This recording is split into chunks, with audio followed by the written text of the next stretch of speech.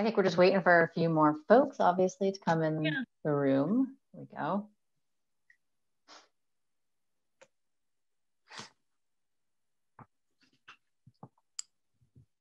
Hello. Hello. Is it just us three? I don't know. No, there must be more because we also need our or Suzanne, are you our note taker? No. Milana. Yeah. Milana.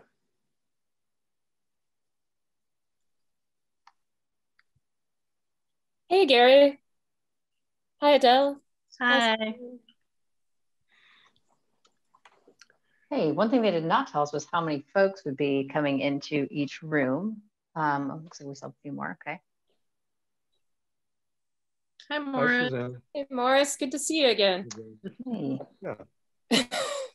Probably 5 because 5 times 6 are 30, and I think that we have 6 groups. Yep. All right. So I'm just gonna take notes. And one of you all, if one of you all would be willing to kind of represent the group, and when we meet back with the larger group to present notes, if you'd like for me to share the notes with you at that time, I can do that. And otherwise, I'm just kind of here to answer technical questions and take notes, or questions that are district specific if something needs clarification. But mostly, I'm just going to let you guys chat. Do you need a reminder of the questions? Yes. Sure. What was the first one? So the first question is, what assumptions do you think are important for the district to consider in developing new trails? And I think we have about 10 to 15 minutes to discuss that before moving into the second question, which is, what ideas do you have for promoting conservation goals and minimizing impacts of trail use? So again, that first one is, what assumptions do you think are important for the district to consider in developing new trails? So, I mean, can our answer to that be environment and experience? I don't know, what do you mean by, I'm not clear on what they mean by assumptions. I'm thinking, is it like that that maybe it means priorities? Yeah. Okay. Would it be, for example, I think we've had a lot of discussion about safety in different user groups. So considering like the safety as a factor for when we determine if the trail should be multi-use, because not all trails would be safe or have the factors to be multi-use. So, if it permits, so safety as a factor when considering. Is that kind of what you mean, Suzanne? Like thinking of those type of factors? Actually, these questions were actually proposed by today's presenters. So Mimi is here, so she could clarify that for you. But I think it's also, how you all interpret it. When we are developing new trails, my read on it was that it was talking about, the trail itself, the experience, the user group, its impact. So we're kind of looking at it from multiple angles. Mimi, do you have something you want to add or clarify? Sorry, I was late. They put me in another group and moved me in. Yeah, as far as the safety trails, we thought that had been pretty well covered. From the perspective of the environmentalists, safety conflicts occur when on narrow trails, not between horses and hikers, but between hikers mostly and fast bicycles. And they occur both because of the speed and because of the nature of a narrow trail. So from our perspective, it's very difficult to do a narrow trail with enough safety issues from speeding bicycles. Now, Morris, I understand not all bicyclists speed, and we get back to the complication between the enforcements, but it's very difficult for us to conceive of very well done narrow trails that do allow for the sight lines and that sort of thing, because you have breakout bulbs, you're doing more destruction to the habitat. If you have wider trails, neither the hikers nor the bikers are happy with the wider trails. So from that point of view, and RPA's point of view, doing a lot of narrow trails that are multi-use is so difficult that we don't think very many should be done, particularly in the new properties. I think the question, okay, let me say, repeat something that I included in an email. I think that two assumptions that the Park District should move forward on are, number one, that in the new parks, there's going to be a lot of demand for trails, and that will take some of the demand away from the existing parks, where people who live near the parks that aren't open are flocking to the parks that already exist and increasing the traffic there. Overall, the district should ensure that all trail user groups have opportunities for recreation. So there should be adequate trails in the new parks for bicyclists, for equestrians, for hikers, for dog walkers, for runners. At the same time, in each individual instance of a new park or a new trail, there are individual considerations that need into account in terms of the habitat, in terms of all other environmental considerations, in terms of the steepness of trails, the kinds of things that the Park District has always looked at when building new trails or when rehabilitating or rerouting old trails. Those two things to me are very, very key priorities for the Park District, especially keeping in mind that as the 2011 narrow trail study done by the East Bay Regional Park District's Jim Townsend and Julie Bondurant observed, it's much harder to change the use of existing trails. It's much easier to set up new trails with multiple use. And you know, I was talking to people from John Muir Land Trust just yesterday about the fact that all of their trails are multi-use, almost all of them are narrow. They don't have any significant trail user conflict. Why is that? Is that because they're not used that much? Is that because they're a private agency and not a public agency? I think the main reason is because when they opened those trails, they opened them on that basis, and people accepted that people can use the trails in varying ways, as did the Marin parks when they opened up the new, what was the name of that trail? The trail that they just opened. Bill's Trail? What? Bill's Trail? No. That's the state park. This was a new trail that they did a workshop out at the Trails Conference that they carefully considered, and they met with environmentalists for a year before they opened it. And the environmentalists there said, in her presentation, the head of the Friends of Corte Madera Creek said that she's not that concerned about which trail user groups use that trail, because it's known to everybody when they go out in Marin parks which groups are using which trails. And they can choose the trails that they feel most comfortable on. What they made sure of in their year of meetings with the Marin County Parks was that the environmental considerations were taken care of and that the new trail would not be destructive to habitat. It's worth noting that they were replacing an old trail that was very destructive to habitat. So that entered into it. I'll stop and may have future.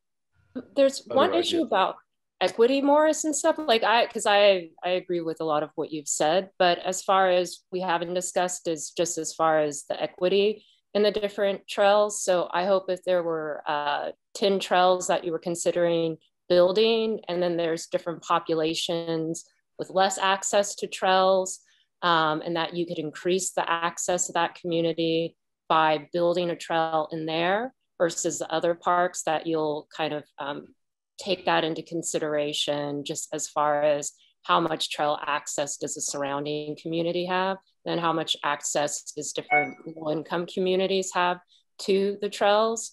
So just, I hope that equity lens is kind of used to prioritize which trails are opening. And then also looking at increased access, just what areas are getting the most heavily impacted with new users who have, through this pandemic, decided that they enjoy trails too and have been introduced to the park. So what areas need relief? And I think having more trails and then in these different areas would kind of provide some type of relief. Because some of the parks that people do go to are those familiar ones, the ones that are easily accessed, or the ones where they feel safe at. So Coyote Hills is a park where, you know, it's open, you can see, and, you know, that's a different way, you know, people feel safe. So those are just like, I think, some considerations. I'd like to say that, yeah, I mean, Luann, I second everything you said, and Morris also, and what both of you said is like what I'm seeing in my idea of looking at the big map, the big picture of, you know, where's what, where are the populations, where's the demand, where do we need some relief? Exactly.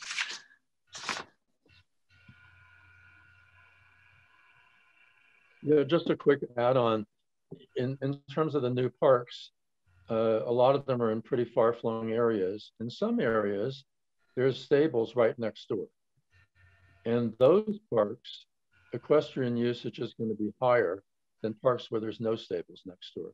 In fact, in parks that have no stables nearby, unless they build staging areas with specific access for horse trailers, there will be no equestrian use at all.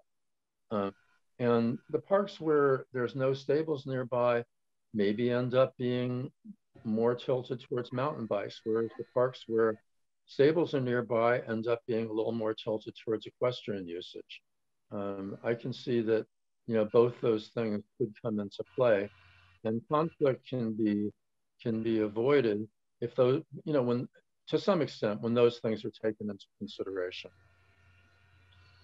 Is in this group, is there no assumption that in particular areas of this enormous park district, there are serious conflicts happening now?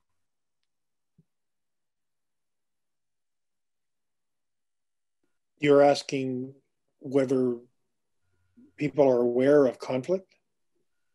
If you believe there are serious conflicts currently, if that's an assumption on which you work, and therefore those conflicts need to be resolved. Yes, resolving conflict is what safety is all about. And I think safety and environment are our number one priorities.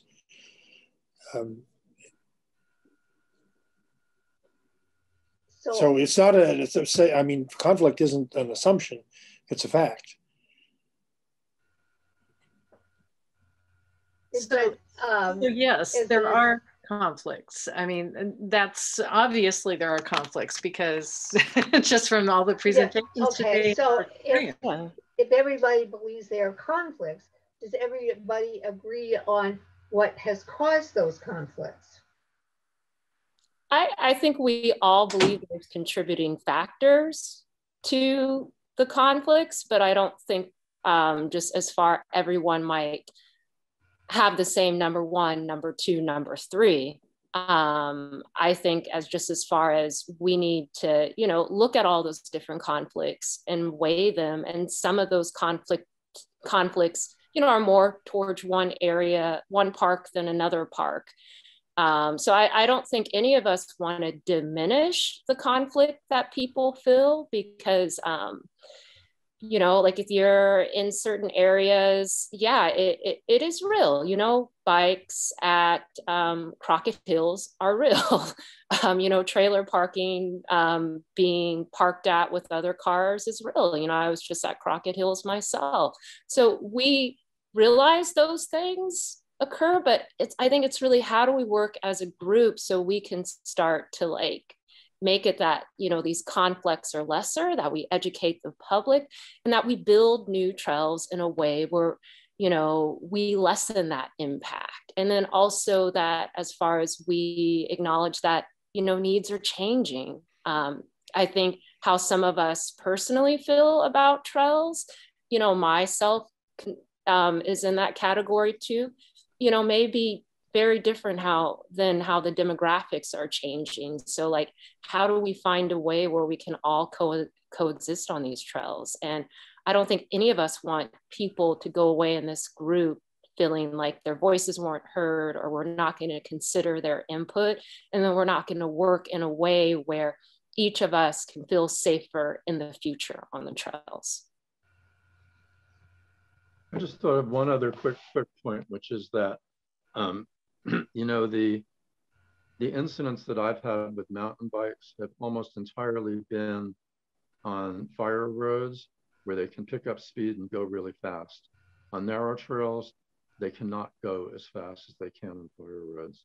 It just doesn't happen that way. It can be scarier because it's a narrower trail and people can react more, but in fact, the speed is more of an issue on fire roads. The other thing is that in terms of overall assumptions, conflict is real, but we have to remember that every park survey that's been done shows great satisfaction with the parks, a huge appreciation of the natural resources, the wildlife that is there. And the trail user conflict, which we're so focused on, does not enter into the minds of most people on a given day in the parks. They may have experienced it at some time, but it's not a constant presence for most people.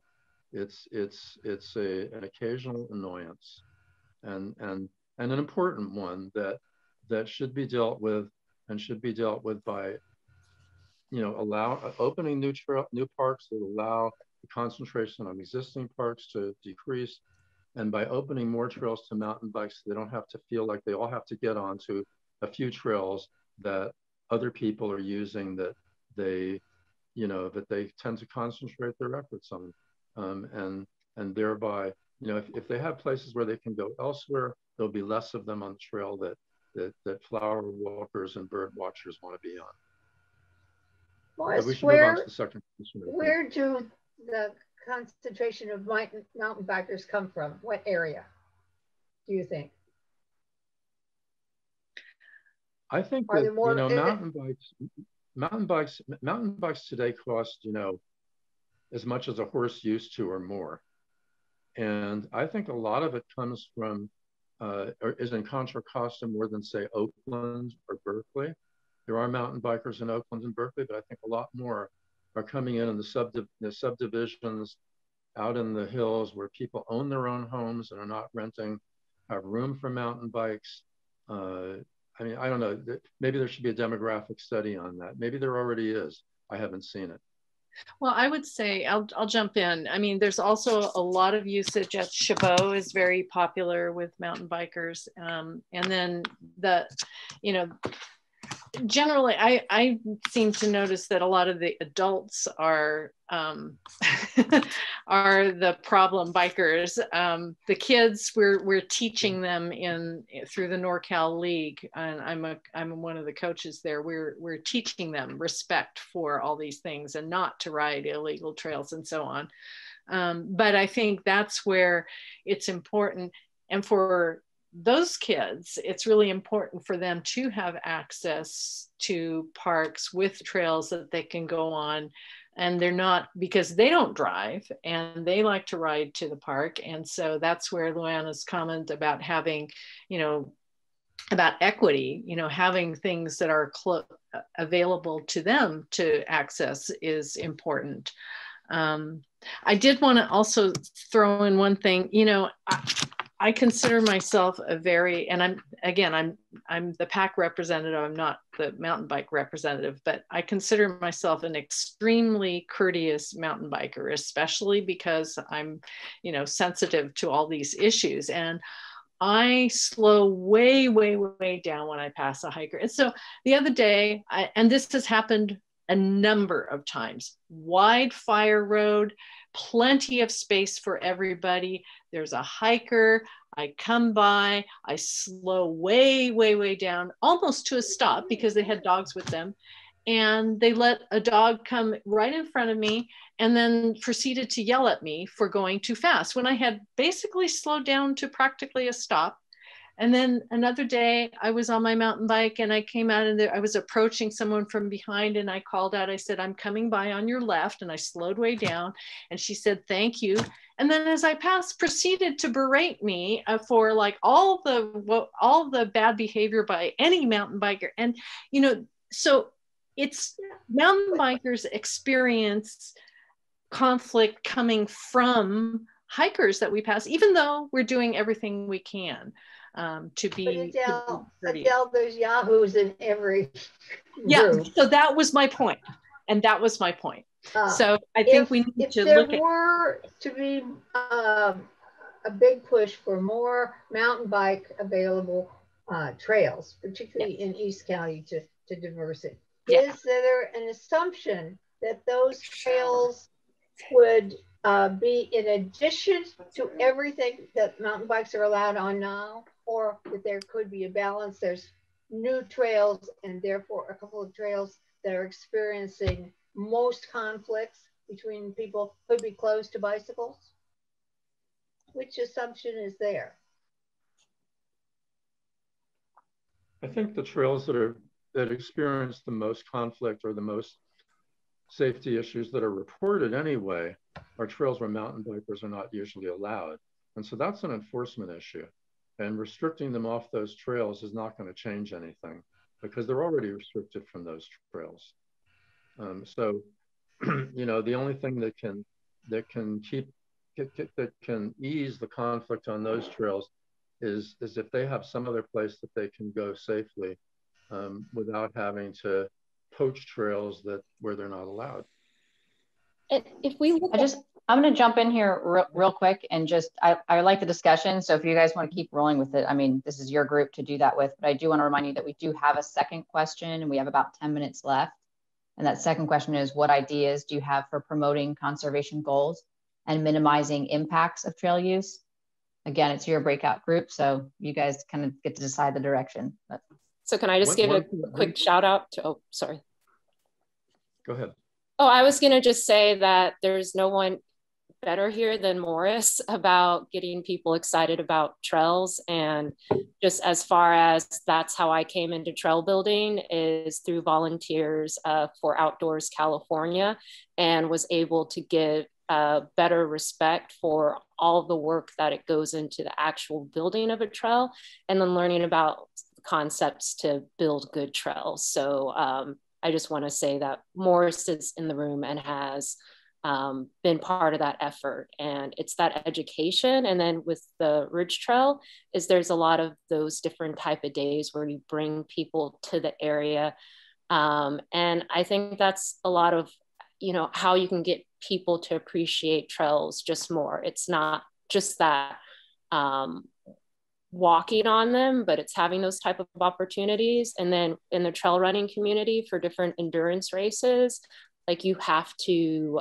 put in a certain amount of hours in order to run the race. So there's a way of us too realizing that every year we have to put in so many hours because the trails are something that we use. And then it also is something that we have to give back to. And yeah, so that's what. But you're the good guys. And it seems to me what we're really trying to deal with are the yahoos. or the people that are casual about trails, or who have a feeling that, you know, it's my trail, I can do whatever I want. How, and that comes down to conservation issues too. For instance, what I was trying to get at with the bicycles, if they have a whole new variety of trails, are there narrow trails bicycles are allowed on now that could be closed in order to preserve the conservation values on those trails? I just wanted to say something about what Luana said, which is that one of the biggest impacts of involving volunteers in trails, and I think this should be something that the district emphasizes, is involving volunteers in building the trails, is that volunteers, once they've helped build a trail, never look at a trail in the same way again. They understand what causes erosion. They understand what causes environmental impact, and they're much more sensitive to those causes, both in their own behavior and in the behavior of others. So that's like something that the district should look at incorporating more of rather than less. And also, Suzanne? I'll note that, you know, to me, the park district over the years, and whenever we've been building trails, has always started with environmental considerations. And on trails that have been there forever, they have responded to overuse and less than optimal conditions by improving environmental impacts. I'll give 3 examples. One is in Tilden Park, what used to be called the Stream Trail, which is now called Wildcat Gorge Trail, the lower portion of it, goes along the stream. My stepson was baptized in Wildcat Creek 50 years ago, in the pool where it turns towards Lone Oak. Now that area is fenced off, and the fencing goes all along the creek, and there's been signs up saying dogs are not allowed in the creek. Recently, they've started putting up chicken wire or similar kind of netting to enforce that. Yes, there's yahoos. The same thing is true in Redwood Park along what is still called the Stream Trail. They built all kinds of fencing there to keep people out of the creek. In a similar manner, in East Bay Mud, when you go over from the Orinda Connector Trail towards Briones Reservoir, I participated in a trail building project years ago where we took the trail and closed it off because it was too near the creek, and built a trail that was another 100 to 200 feet over further from the creek, and built a new trail to reduce the impact on the creek. And so those are the kinds of things that the park district can do when they're planning new trails, and that they're more able to do when they're building new trails rather than when they're just incorporating old fire roads that happen to exist on a property they bought from some rancher. Suzanne? I've got a suggestion in the little time we have left that feeds into the second question. I think the park should look at a program of adopting trails and having these user group organizations take responsibility for impacts and usage and maintenance on different trails. I can see, people having in these groups, people having particular concerns about particular trails. And if a trail became identified with a user, with a group, with an organization, there's someone to call when there are problems. In addition to the park should encourage, for instance, my group, TWHA, could adopt a particular trail, and when maintenance problems happen, the park could call us. When trail users see problems or conflicts, they can call us and we can get out there and try to do education. Suzanne, how would that work with the park district and liability, even volunteers trail building? How much can the park do that? Usually volunteer trail projects are done led by members of the park district, such as Suzanne, who's in this group. but also like in Tilden and Redwood, with rangers from that group, they select what work needs to be done, and the volunteers assist in accomplishing that work. So that deals with liability. And in fact, all the volunteers sign the workers' comp forms so that they're covered in terms of any accidents that might happen to them. They're actually workers for a day with the park district. Can I throw in one quick suggestion before we leave? Permitting process for certain types of events. Let's say if you have a big biking event or a big running event, maybe there's a way that people from the event or who are going to participate in the event have to do so many trail hours, or there has to be a piece of trail education when they check in, or maybe you pay less for a permit. Your organization puts in so many trail working hours. So maybe there's some way to create incentives, and through that, there's people who might be using the trails a lot, but now they have some type of incentive to promote that type of education or experience for those users. Yeah, let's get those users having skin in the game, skin in the safety and in the sustainability game. I think that's a great idea. As someone who's spent many years trying to recruit people for those kinds of projects, it's worth noting that most people will not volunteer to do that, but the ones that do spread the word and have a real effect.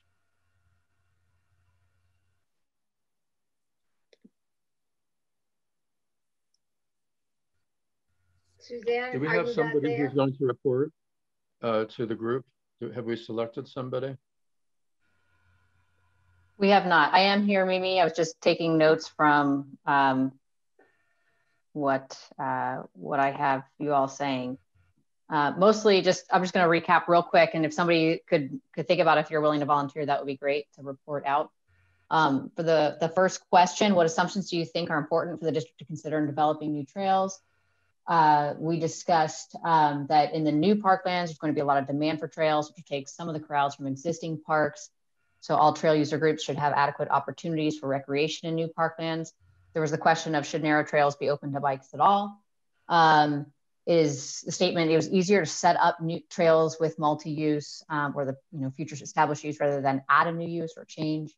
Planning should include environmentalists from the start to make sure impacts are minimal. Equity should be a big factor, building and opening trails in areas where there are not a lot of existing trails and recreational experiences now. Important to provide access for people, including youth who bike to parks or who do not have access to cars. Look at the surroundings. Are there staples nearby or room for horse trailers in the parking lots? Use should reflect if that is the case. And then a lot of other comments we have in here about trail work. Sorry, go ahead. I think you should do the report. Yeah, I was just don't have time to read the notes. Okay. I can't. Okay, I know they prefer staff not do it, but I can do it because I got all the notes in front of me, so that's fine. Please add in something if you feel like I didn't capture it. Or please can you possibly add in. share your notes with us? Can you possibly share your notes with us somehow?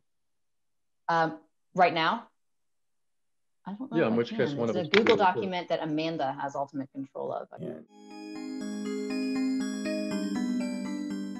We are breakout room 2, and there may be one or two other people joining us, but let's begin. And sure. Let me share my screen quickly to show you the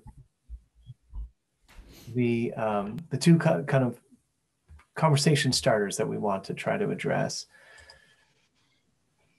Give me a second here.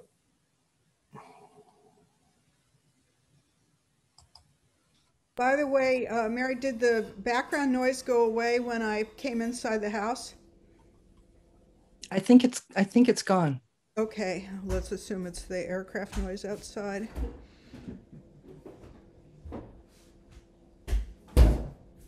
Okay, so we have two questions that we want to try to address.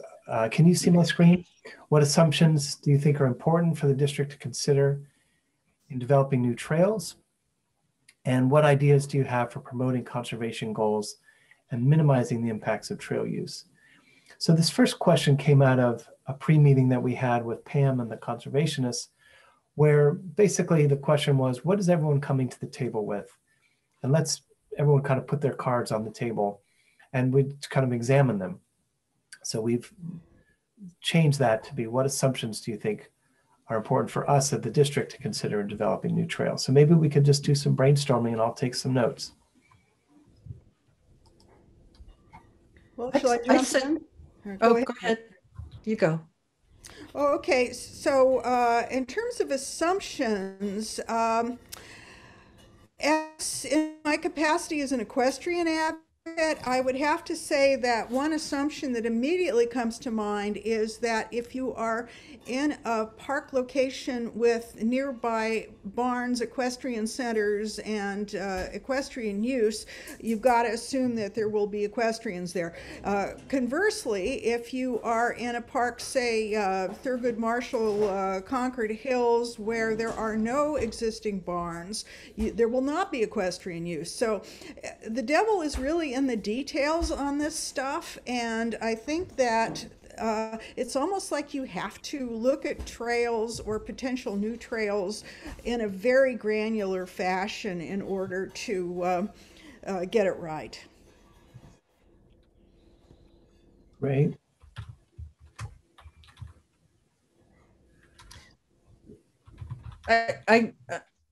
This isn't really an assumption, but I just wanted to say I've been starting to feel that our conversation has been abstract long enough, and we had to look at really how are trails built and where would they be built. But yeah, the devil is in the details.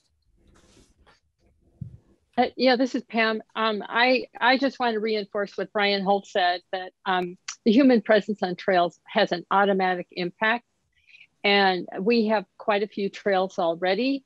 And I would like to see, before changes to the existing trails are initiated and before new trails are built for public access or for various uses, before anything changes, I would like to see the information and studies done on existing impacts and what the costs and needs are for restoring damaged trails that are currently in serious disrepair. And I have examples of some of those that I can share. I like the underlying assumption that the parks are for people as well as plants and wildlife. I think if we keep coming back to that, we won't get off track. Parks are for people as well as plants and wildlife.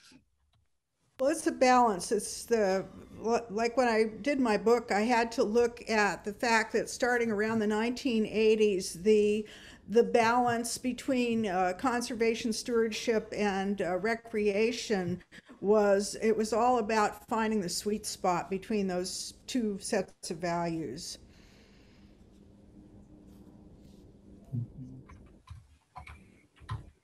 I think we need to minimize impact, but we need to also accept that some impact is acceptable. The parks are not going to be the Galapagos Islands. Yeah, and who decides the criteria for what impacts are acceptable? Well, I think this group is working on that. Do we have the expertise? No, we need professional environmentalists and professional recreational experts to actually make the call. We can advise, but I think, a lot of us don't really have that background. Hey, just jump in real quick. I'm sorry, I know I'm not supposed to be engaging in here. But the question of who decides, I think that is a decision for the board. And we do have, that's why we have CEQA, we do environmental studies. And as staff, that's our goal, is to evaluate the impacts, disclose the impacts, and then it's really a decision about, what's the acceptable level. So sorry, just wanted to question, Brian. Could you just, off the top say, who's got the bigger budget, stewardship or planning? I couldn't say that off the top of my head. I will say stewardship we work very closely and we're in the same division. So you can't necessarily tease those two out because we're all part of acquisition, stewardship, and development. So we're all working on the same projects. But if you take this dichotomy, just for the sake of discussion, the dichotomy between recreation and conservation, it seems that stewardship would be the advocates for conservation, whereas the trail designers are the advocates for public access. So how that's funded, I think, is really a key indicator. I would take issue with that because what we plan for is resource protection just as much as recreation. That was my intent as we start that. That is the goal of planning and trail design, is to identify those spaces and strategies for resource protection as well as public access. That it's not a competition. It is what we're working towards. When I worked in the world of engineering, we would sometimes have the director of engineering would assign different engineers to be advocates for certain products that were being made or certain approaches. And it was almost like, not exactly adversarial, but it was almost like this trail users group where different advocates would bring forth their a case in favor of an approach. So you're saying that within the park district planning, it's much more collaborative than that. We work very closely with stewardship to understand, the science end of things. We work as well with, designers in terms of what can be designed. We hear from the stakeholders. Our goal as planners is to kind of take it all in and to identify, what would be the most, appropriate plan or design that meets the needs of the users and protect resources. So we look at restoration projects, we look to designate resource protection areas, we look at what sustainable trail design is. And so, for example, we might have a area where there's a road that we don't think is sustainable or is eroding. And so we will propose removal of that road and, but have to look at potential other trail connections to make that connectivity so people don't make their own connections. So these are kind of the conversations that we go through and we struggle through. So there's not like I say, there's not a recreation planning department. It's all, like I say, the first step is always sort of understanding what are the resource constraints, and then also what are the opportunities. There isn't actually an AGM for recreation, is there? There's an AGM for acquisition, stewardship, and development. And like I say, the master plan, we have the dual mandate to provide for natural and cultural resource protection while providing for public access. Thanks. I have a question about this extreme drought, and if you all at the park are having conversations about how drought stressed some of the park areas are, and whether there need to be new management actions to address that. Very much so, and that's always a conversation. I think you're probably familiar with what we're seeing of very large tree die-off throughout the parks, and working to try to address that. So it's a big and an expensive project. So I'm gonna jump off here just because I'm not supposed to be the focus of this conversation. So I'm gonna go jump into another breakout room. But I'm happy to talk about this stuff anytime. So feel free to reach out. Okay, thanks. One thing I meant to do at the beginning was have you choose amongst yourselves for who would report back when we do our report backs. Could we talk about that before we move on to? I've been taking notes. I'm happy to do it. I've been taking notes. I'll be fair. I will represent all points of view. Thanks. Is that good for the rest of you?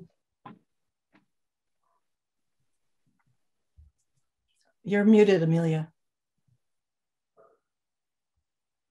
Amelia, you're muted. I'm sure Mary can do a fine job. Okay. Thank you. And we can all do it together. Heck, there are only 3 of us. Yeah, it's a smaller group. Well, I mean, sorry, I'm sorry, Devin, 4. Yeah, but we intended to have every group. In my experience, the female breakout groups are a lot more civilized than when you have a co-educational here. So that would be really interesting to know. Oh man, we need someone to study that.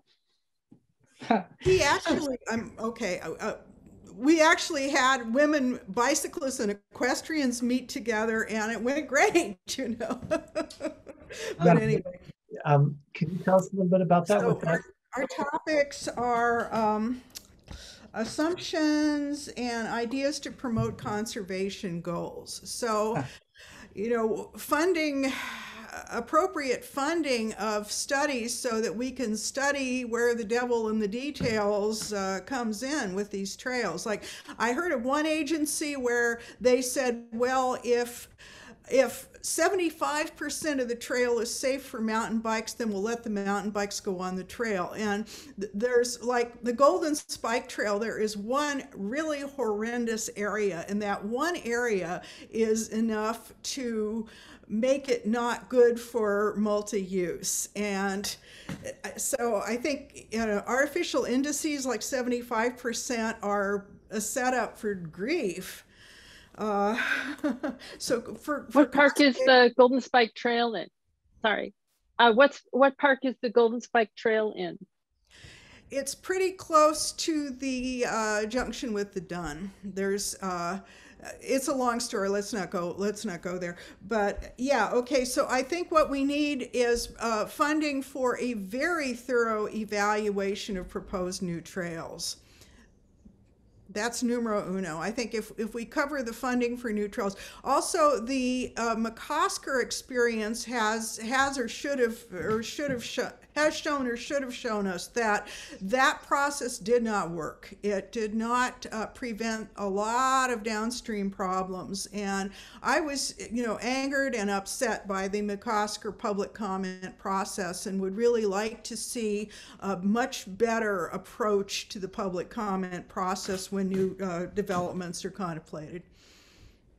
What do you mean by that? Yeah, and I'll add to that in addressing the second question, promoting conservation and minimizing impacts. Again, at McCosker, I never did see the baseline study from the park regarding the most vulnerable wildlife. For example, the nesting ground bird species like the marsh harrier. There's a big field in McCosker, and if that's not protected for nesting marsh harriers, which is a protected species here in California, then it's a mistake to just go ahead and build trails and allow access for recreation without at least knowing what is there and what the impacts will be to what is there. That's the whole purpose of a baseline study, which wasn't shared, if it was even done. I don't see evidence of that being done at McCosker.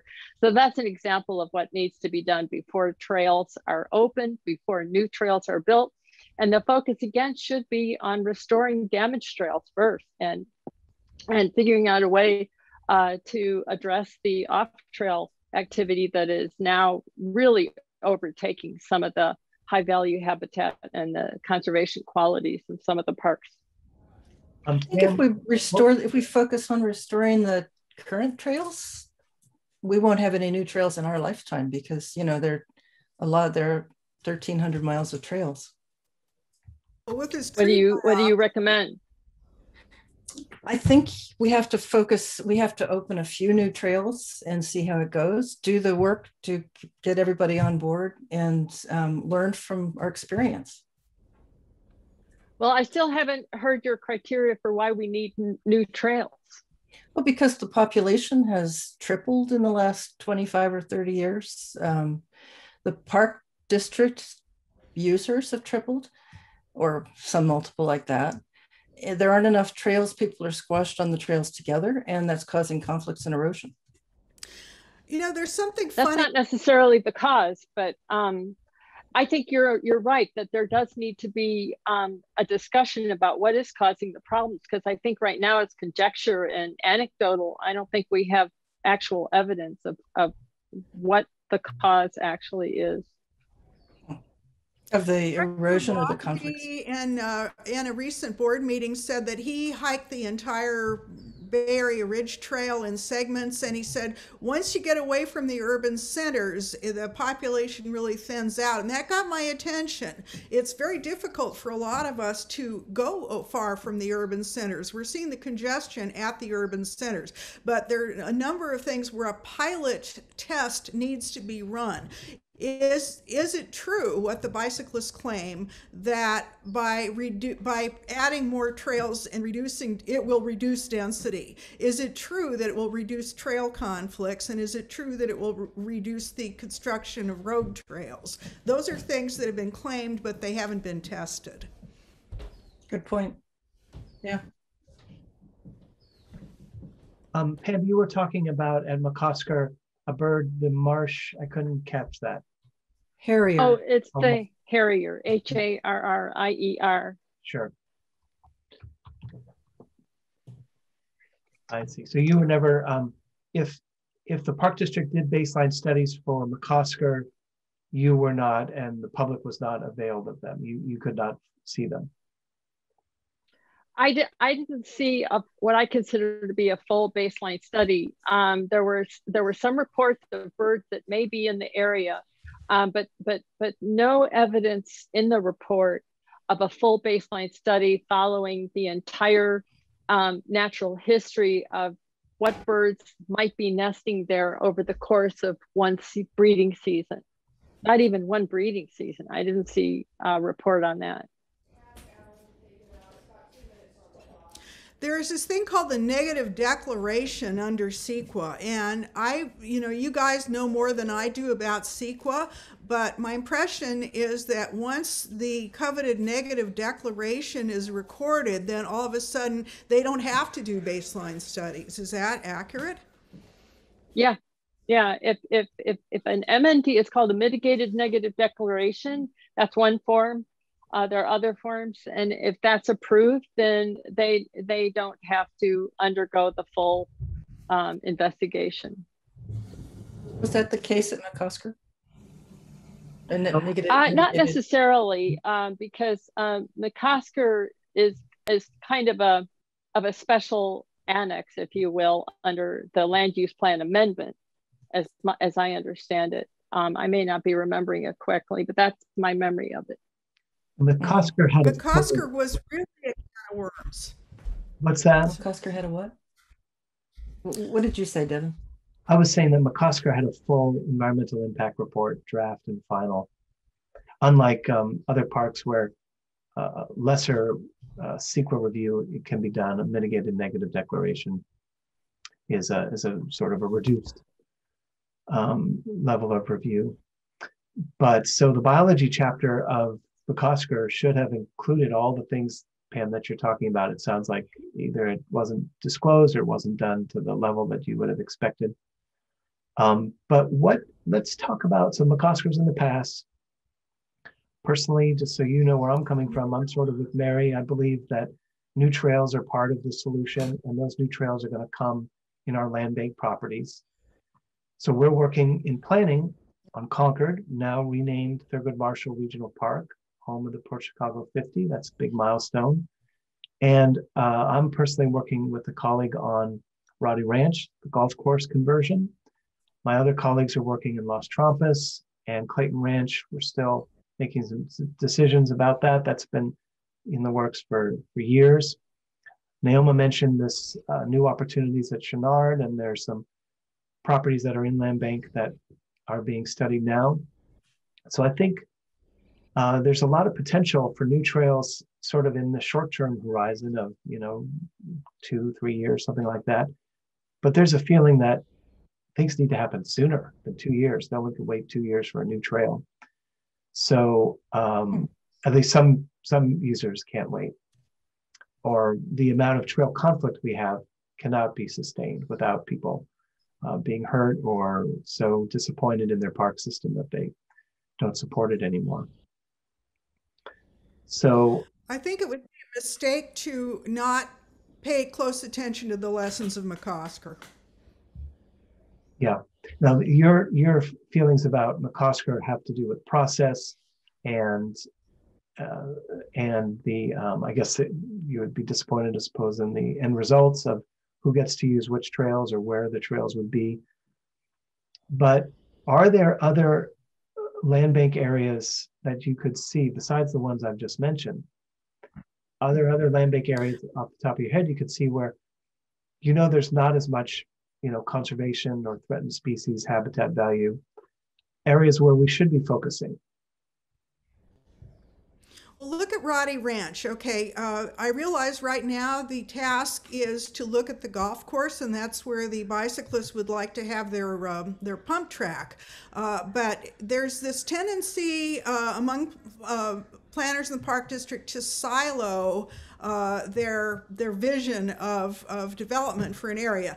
And so if you're going to look at the Roddy Ranch golf course, that's going to connect to a regional trail perhaps that connects to Black Diamond Mines and will change use patterns in Black Diamond Mines. It will also potentially impact the equestrian center at the Roddy Barn, where Mr. and Mrs. Roddy intend for there to be a youth equestrian area. So I think you need to look beyond the dotted lines on the map and see what the systemic impact is of new trails as you develop. Mm-hmm. Just so you know, on Roddy, the planning we're doing is just the boundaries of the golf course, and there'll be fencing around, so people will not be able to go down to the Roddy home ranch, not until we want them to. You know, there's a vision of having a whole education center there, just like you mentioned. That's in a longer term project. Our immediate planning now, and Amelia, if you're interested, we've got a community meeting coming up on July 1st. Yeah, so I don't know if you're on our list or any. I think we put everybody on the trail user working group on our mailing list for Roddy. That way I wondered. Yeah, that's why we added you, just because we know that that's the next park that's sort of in the works right now, or one of them. Got it. I was fortunate enough to do a hike with Bob Doyle at Roddy Ranch itself, the homestead. Oh my God, what an incredibly beautiful place. Yeah, especially in the spring. Yeah. Yeah.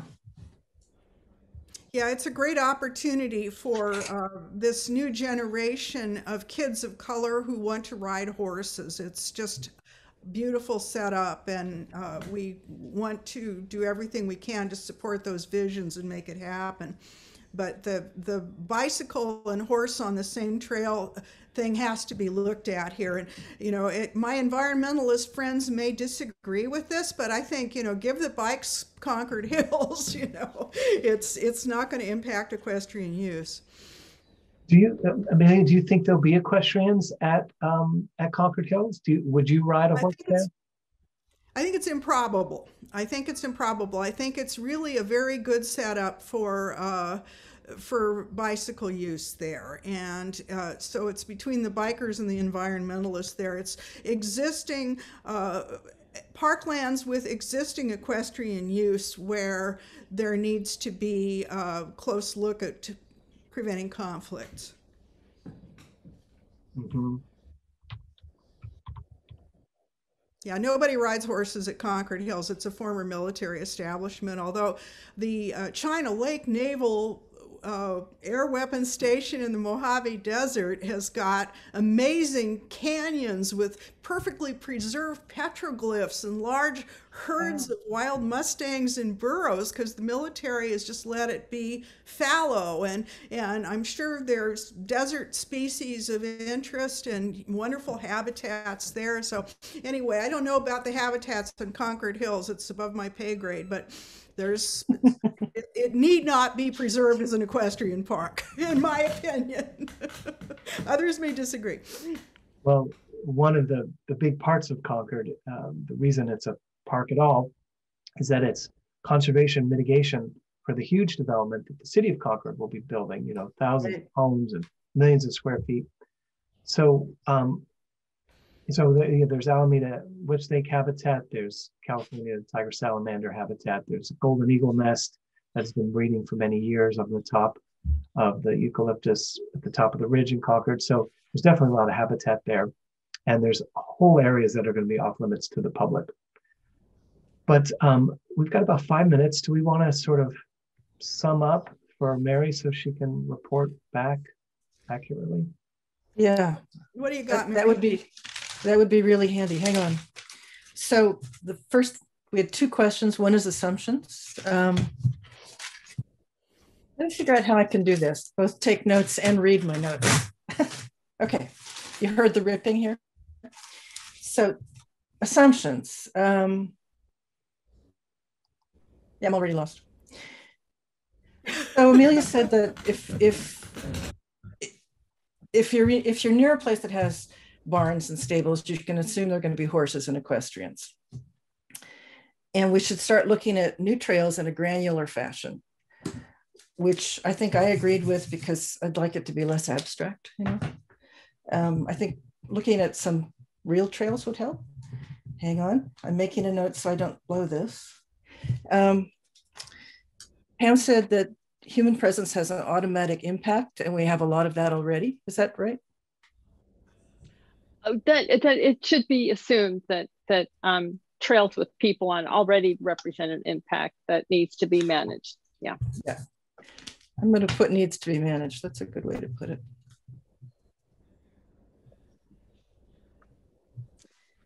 Okay. And we should consider doing studies. We want studies done before we do these things. We need to know what we're doing, what impact we're having. I suggested that parks are for people as well as plants and wildlife. I thought that kind of died. It's a very good point, and you should make it, but there's also this question of the dichotomy, or as Brian said, a synthesis. Yeah.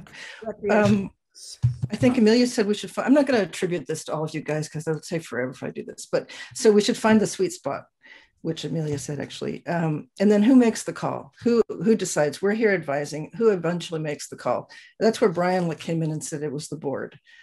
Hang on a second. I'm numbering my pages now. Yeah, you hear managers say that they serve at the board's pleasure, but you hear the board say that they're looking to the trail users working group or they're looking to the staff recommendations. My experience, the board signs off on whatever the staff recommends. Yeah. By the time it gets to the board, it's done. Almost nothing will stop it. We should look at the McCosker process maybe and figure out if it went wrong, how it went wrong. People seem pretty unhappy on all sides about that. Devin, you're looking uneasy. I'm just saying what the group said. Well, my dear friend Morris thinks that it was just a brilliant process, and he can't understand why somebody threatened to sue. We talked about maybe having some pilot new trails. We talked about the need for new trails at all. Is there really a need? And we talked about, and then the other point of view was, yes, we need new trails. And then a third aspect of that was, if we do new trails, we should do some pilots and see what the impact is. You've done a great job of capturing all the main points. You know, don't say that till later. We'll see how this goes. We've got about 45 more seconds until we get brought back to the main group. God. Thank you, everyone. Thank you. Yes, thank you, guys. Civilized conversation here. Yes, it's because it's women, right? Sorry, Devin. Yeah, well, Devin, you can lurk in our group here. Yeah. We need a support group for the men. Yeah, right. We're too hard on them. Yeah, but it's fun.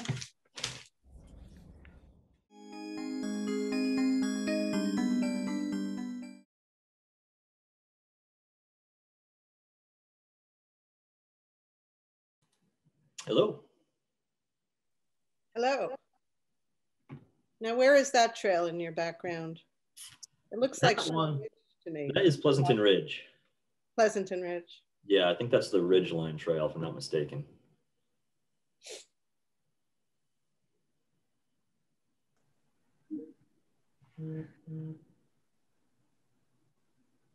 Hi, Sean. Hi, Kathy. Hi. Hi, Jim. Hi, Ian. You guys have great backgrounds. I liked your presentation, Jim. Thank you. This is complicated.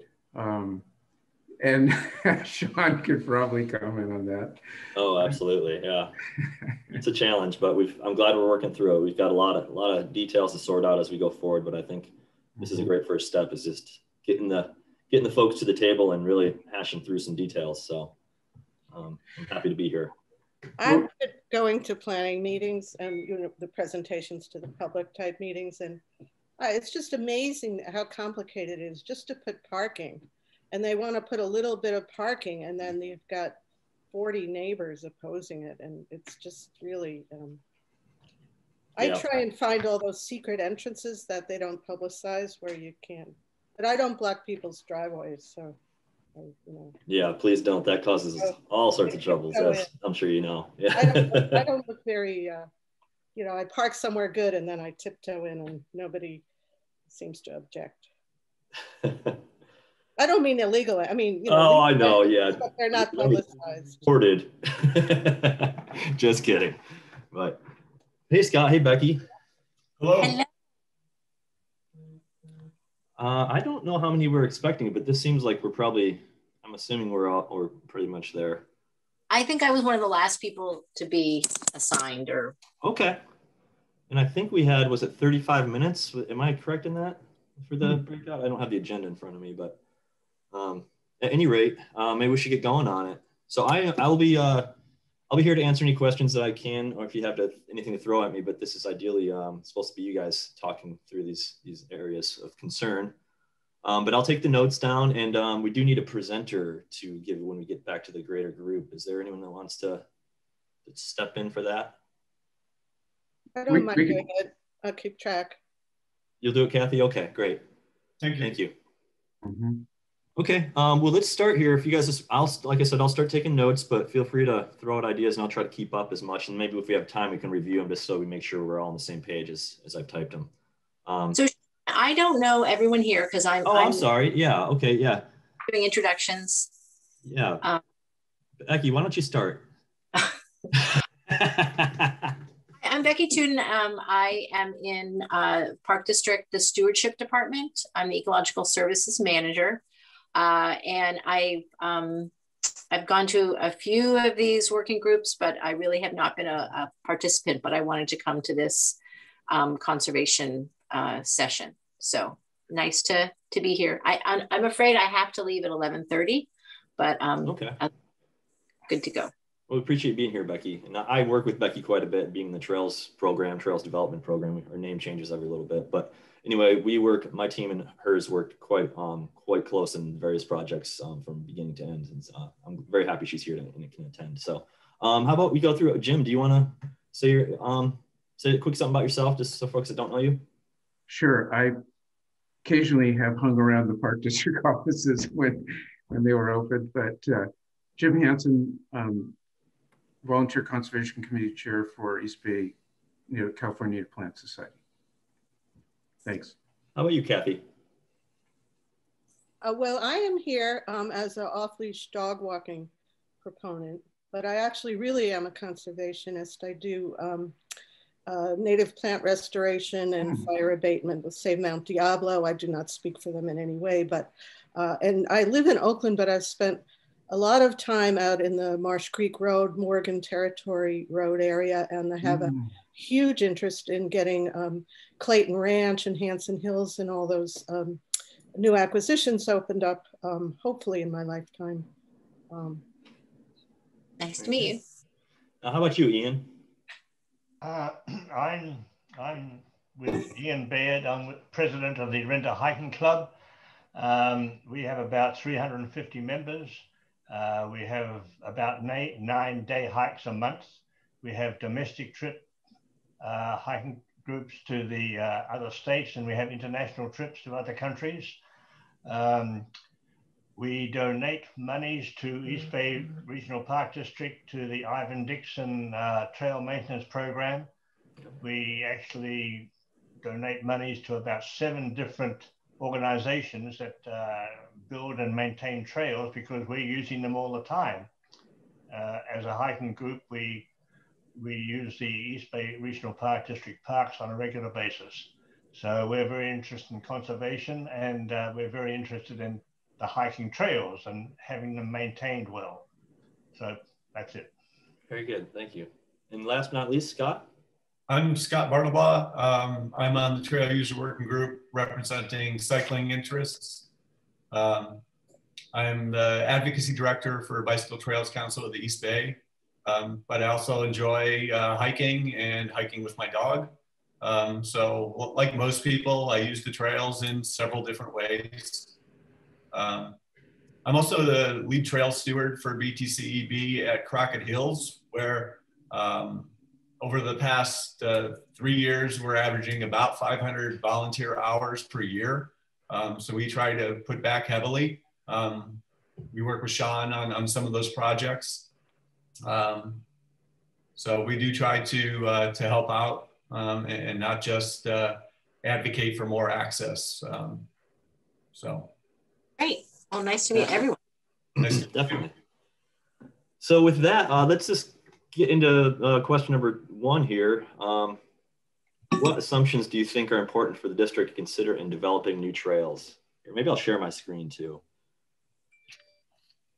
Let's see. What assumptions?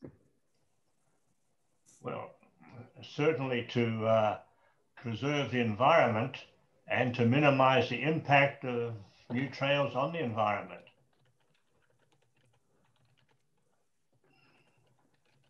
So with preserve, I just got preserve the environment and preserve, what was that second bit? Oh, preserve the environment and preserve all the features of the environment. Okay.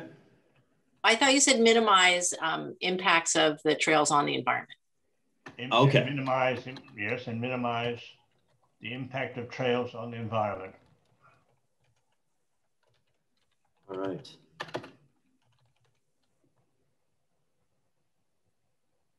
Anyone have anything else they want to add to that bit? I think there are certain areas that are more sensitive than others.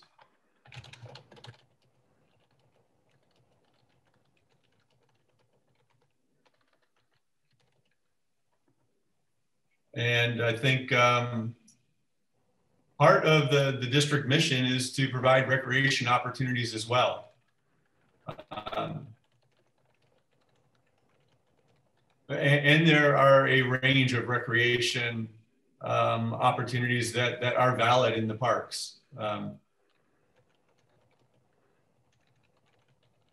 mean, here we're talking about trails, but they also provide golf courses, swimming pools, other things that are very much more specialized, that have a range of impacts. And some of those are higher impacts if we're paving over the landscape. That's not available as habitat. Let's see, swimming. Let's see, what other, you had another couple examples in there, but. Staging areas. Staging areas, yeah. Golf course, that's what it was, yes. And it was golf course, yeah. And there's other things that are just not a few so examples oriented, that are more physical structures. Do you have camping? Do you have camping in any of the parks? Yes. Mm-hmm. Camping? We have designated campgrounds, and then we also have backpack camps. You have camping facilities and also you have picnic facilities. Correct. So I did hear someone say, and I'm just repeating this, and I'm wondering if it might also be helpful to discuss what areas we don't think are agreed upon assumptions, you know, just so that they might require more discussion or more clarification. But I did hear someone say that I think it was Pam Young from Audubon, that any trail does have an impact. You know, when you're bringing people to a new area, there is going to be an impact. That's just a base assumption. Yes. I think that it's really true that on many of these things, we're going to end up agreeing to disagree, but we can look for areas of agreement. And as someone just said, looking for ways to minimize the impacts. And I just wanted to add to the first thing of assumptions is looking to the future and looking to change in population densities. And there are areas like the new Eastern acquisitions that right now do not have a large population base that may or may not in the future have a population growth depending how development goes. So I think that it's important to consider where people are going to be living 25 years from now. I'll just jump in. Kathy, I just drove back from the foothills over the weekend and saw the new building along 24 in Antioch. So it looks like it's still booming. But I want to add, I think in terms of assumptions that are important to look to, I do think the connections, and I really thought that map was helpful, the land-based properties, the connections to existing parks. What is ever done with trails that affects current trail use in the existing parks really stood out for me. I think that, yeah, I had a few other notes, but I can't read them. But anyway, that was one that came up. That's okay. Yeah. Well, we can add to that too. But if you guys, it looks like I'm getting a 11:35 we're going to. So we got some time to really suss it out too. And if you guys want, we can move on to number 2 and come back to number 1 if you want as well. Oh, you got something, Scott? Yeah, I'd like to discuss a little bit minimizing impacts of trails on the environment. Okay. I think if we're looking at it in the big picture, to get the minimum impact of trails on the environment means we have 0 trails. Okay. Or that's one way to take that. And I'm not sure it was meant that way. But no, it wasn't meant that way.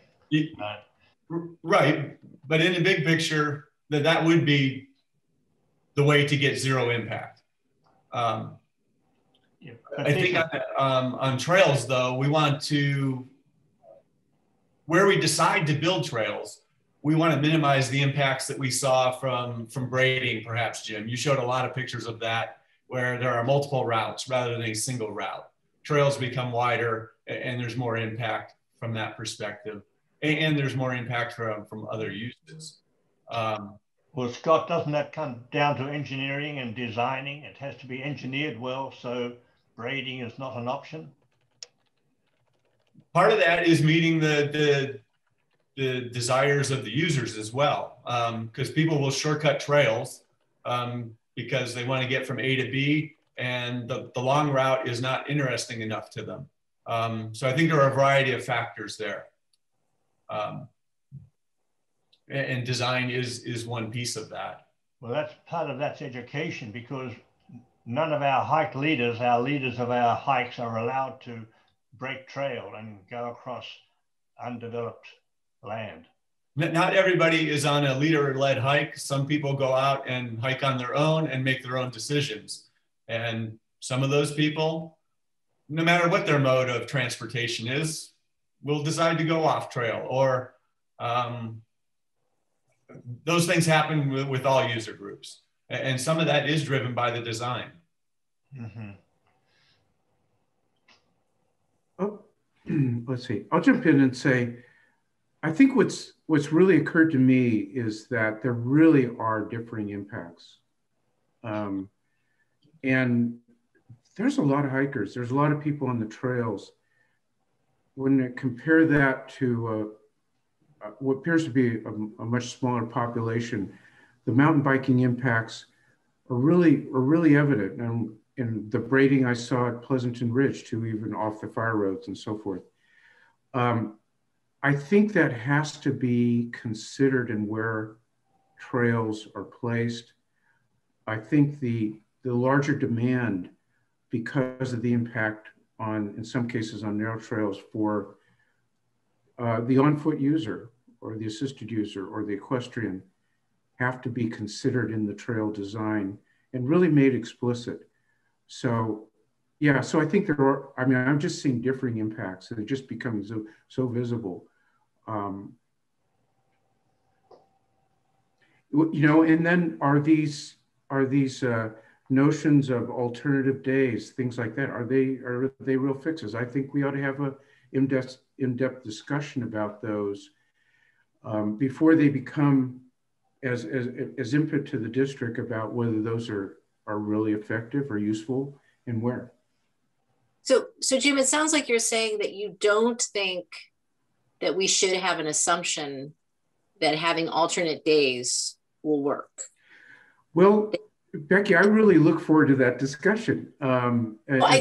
Yeah, I don't see it. I could see like in more areas where, in some other areas, like maybe like I think it's used around Lake Tahoe, but there's so many folks who just say, "Hey, let's go out to the park," and they're not going to check the website. They're going to go, "Oh, we get there and it's a Friday afternoon and it's off limits."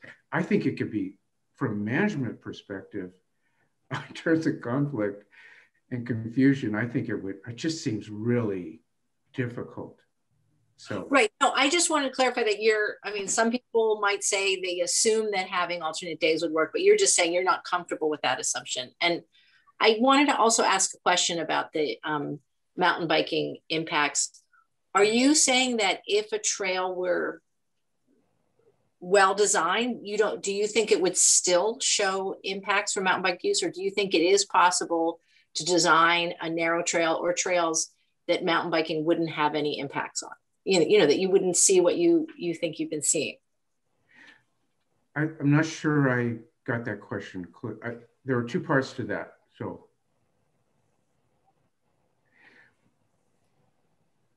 I think go ahead. I think that with alternate days, there's two issues. And one issue is that alternate days would certainly help the experience for the hikers. If you had a trail where a lot of mountain bikers wanted to, you know, really do it and not have to worry about the hikers, that would help that, but it wouldn't help the erosion issues. And the other thing is that I think most people just arrive at the park. They haven't maybe even looked at the map, and they just start out. They're probably, unless there's a huge amount of signage or enforcement, I'm not going to really respect all these rules, because they're going there to be free. You know, they're going there to get away from all that.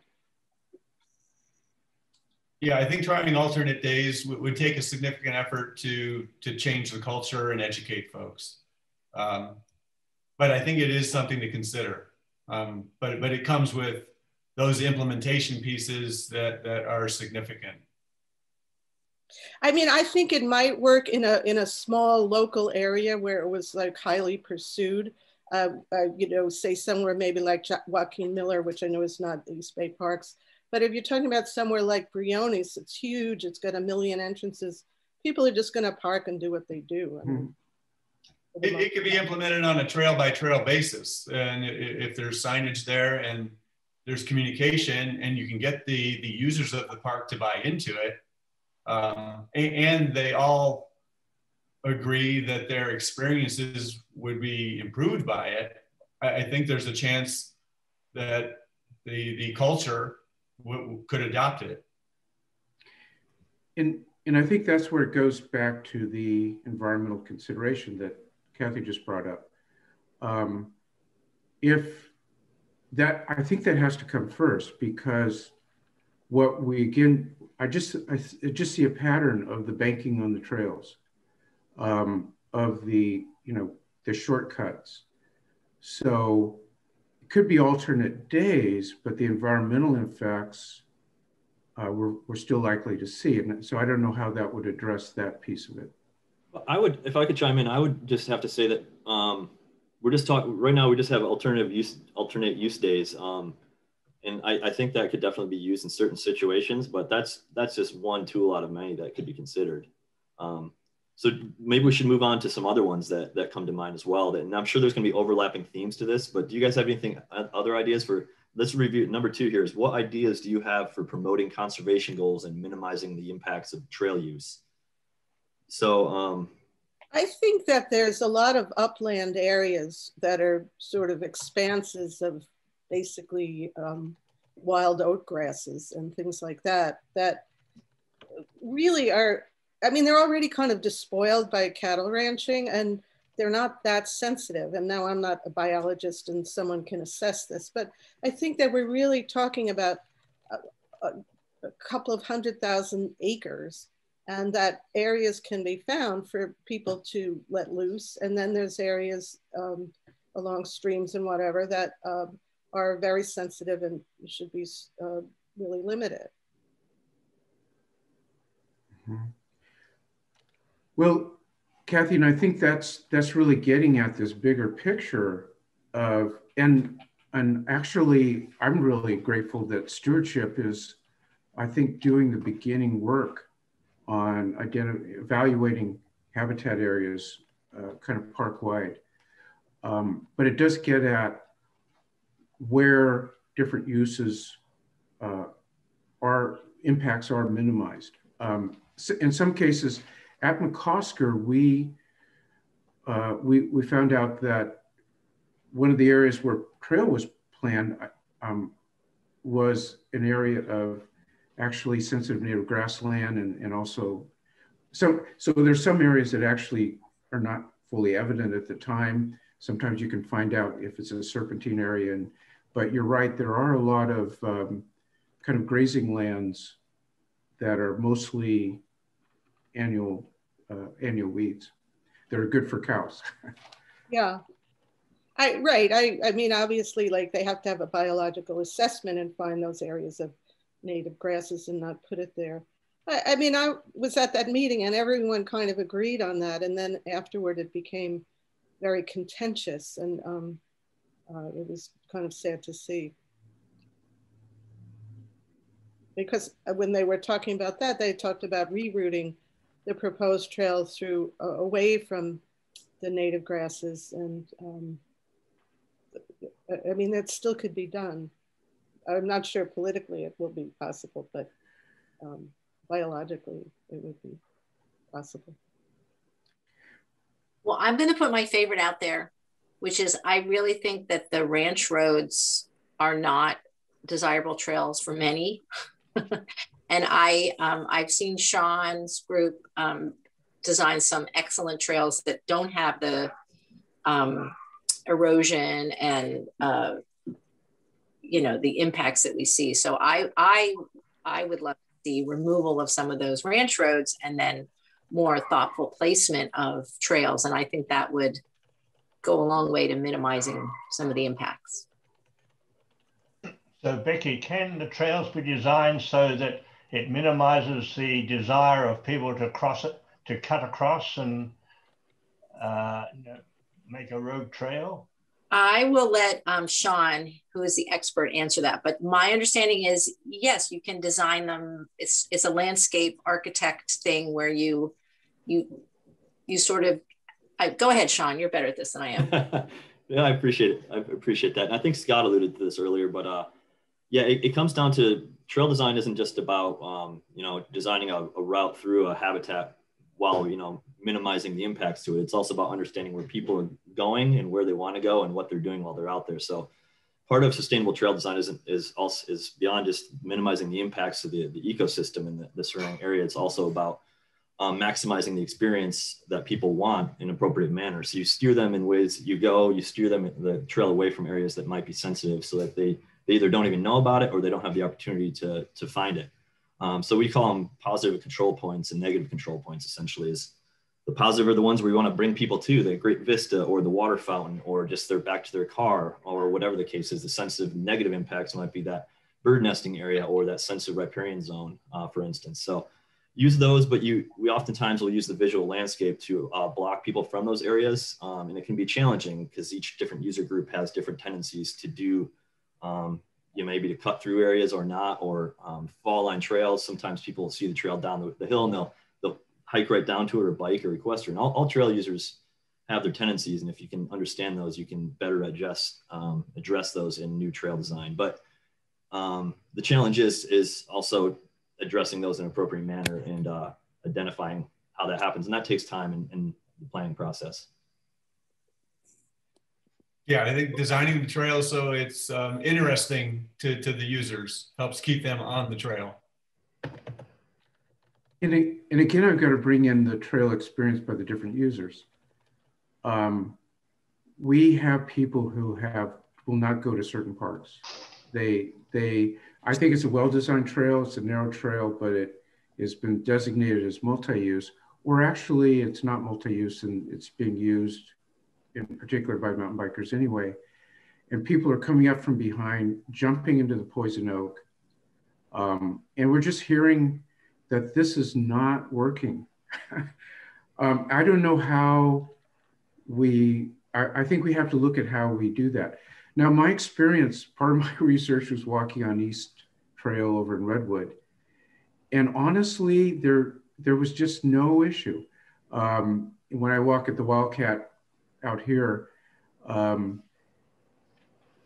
could go by fast, but it was wide enough that it was like, okay, well, to go too fast, but it's not an issue for just my experience of the trail and the other people there with dog or with their family or with stroller and things like that.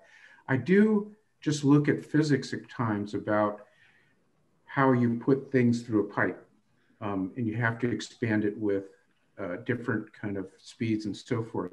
I don't know. I think sounds like you're really kind of putting a great deal of thought at it to this.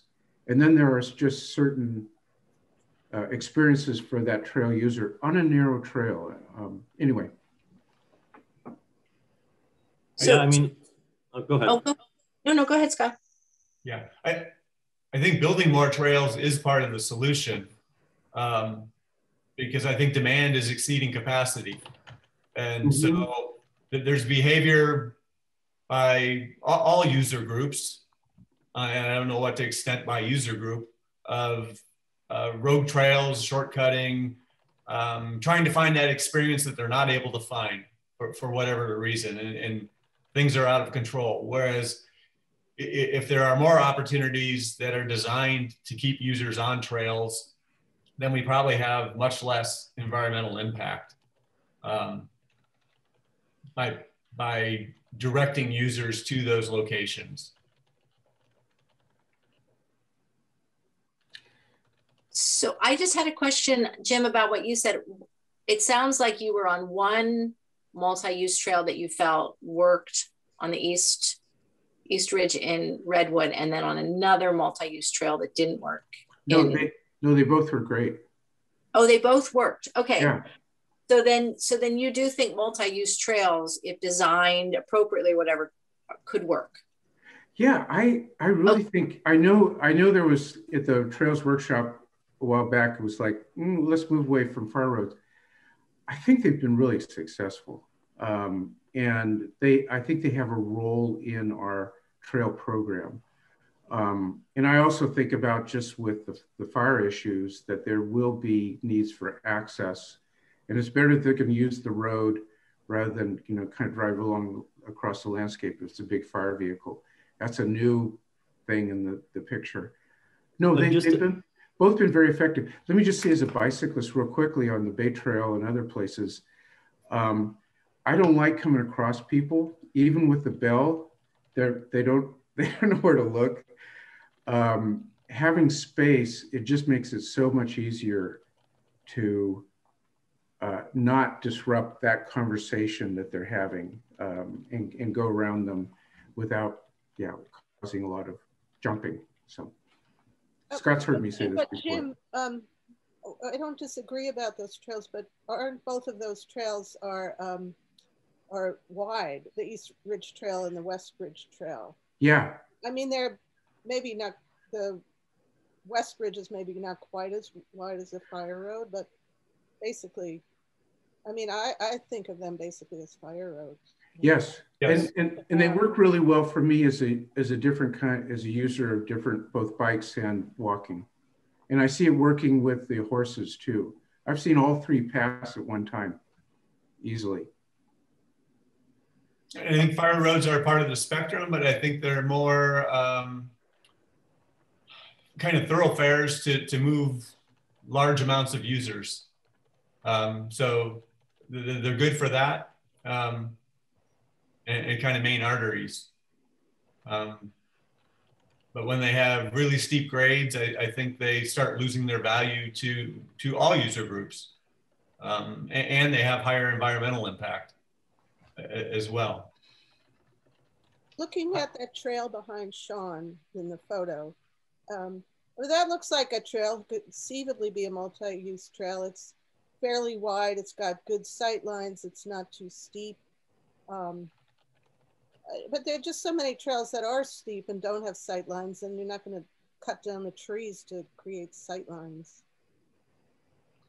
Right. Well, we that trail that's in Pleasanton Ridge, and that's multi-use. You can see though it's running. If I can get my head out of the way, it's running damn near level there. So it's that does have some grade reversals to it, but the challenges are when you try to get the contour going up and down the hill, and that's where you need a lot of graded reversals to address the water, but also opportunities to allow people to see each other.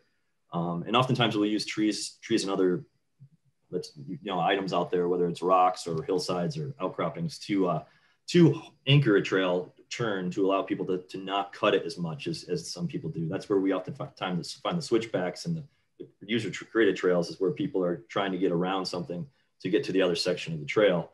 So we always try to take those things into consideration. But I do know what Scott was talking about, definitely. The ranch roads, they do have some steep grades and environmental impacts that can be quite challenging to them, but they do have value both recreationally and for infrastructure, what we call EVMA, emergency vehicle maintenance and access. But they aren't perfect for everybody. They are, again, there's a spectrum, and I think the opportunity that we need to really focus on is just looking for multiple solutions to these very complicated problems and considering them all and weighing the pros and cons for each of them. But I'm not here to talk. I'm here to listen and write. So I'll shut up there. But Sean, a question. Yeah. When you design trails through virgin territory, do you design both narrow trails and wider trails? Yes, depending on the situation and the need. Whether or not they're utilized for recreation and maintenance activities or emergency, used for fire maintenance or other things like that. We do use wider trails. Typically, the more demand is for those narrower trails. By all the user groups out there want the narrow trail that immerses you into the experience, gets you into the view shed and the nature. For the narrow trails, do you design them such that if different types of users meet each other, one of those users has to step off the trail to allow the other one by?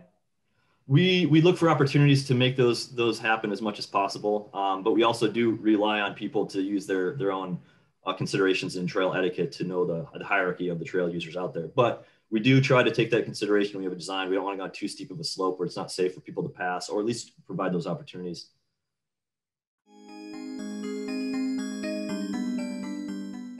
Hi, Linus.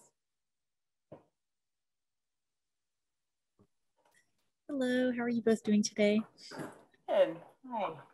Simone? Great presentation, Neoma. Yeah. Oh, thank you. A little longer than it should have been, but I was trying to keep it short. It's easy to go on. Linus, I'm not sure if we can hear you. No. No. Hear me now? Oh, now yeah, I can hear you. No, I was just trying to say hi, Simone. Hi, Neoma. Nice job. I've been smiling at your burro photo most of the morning. I don't know where you took that shot, but is it a donkey or a burro that's coming at you in that photo? It's just a little horse. It was on just a little horse. Yeah, he was probably just a couple years old, but yeah. That's a punchline, isn't it? Why couldn't the pony say something or whatever? It's because I'm a little horse. Yeah. Sorry. No, it's fine. Hi, you guys. Hi. Hello. Nice job, Norman. Nice job, Mimi. I was moved by your presentation. It's very personal. It's good. I gotta get to the core of things here. Yeah, it's at least the blend of things, sort of antiphonal, but some mix in the middle. Hard to know. Rest. Hello. Hello. Only thing that keeps jumping out at me is that Naoma presumes that she owns Rancho Pinole. It keeps showing up on her map as hers. It's Linus, like she owns all the land. I'm working with GIS. I have your email. We're working on changing that. Yeah. It's neither owned nor operated by, but it's still yours. I know. I think it had to do with the Measure WW decision back in the day, in order to have something on the map. But no. We really benefited from that. So I'm just kidding. But I think Bob put a stake in the ground there because we received some funds from NOAA. And the NOAA funds had to be handled by an agency. And so there's a 50% of one parcel. And 50% of one parcel equals the entire Pinole Valley watershed now. So we appreciate it. I think we need to focus on what we're doing. I hit record. I don't know if any. I hit record, Norman. Okay. I started recording when we joined the breakout room. We lost Mimi though. Where'd Mimi go? I think Mimi was actually supposed to be in another room. So I think she got transferred to another room. Okay. So Amanda's prompting us. So I think maybe we're all here. Who wants to report back, I guess is the question. Well, I'll report back, I guess. Okay. Okay with everybody? That's fine. I'm on vacation today, actually, so I'll take a break from reporting. Norman, you've already been accused of inaccurate yellow journalism, so you're going to have to be careful what you report. But there you go. So I'll also be taking notes, but let's get started with the first question, and then I'm going to mute myself so I'm not disturbing you guys. But what assumptions do you think are important for the district to consider in developing new trails?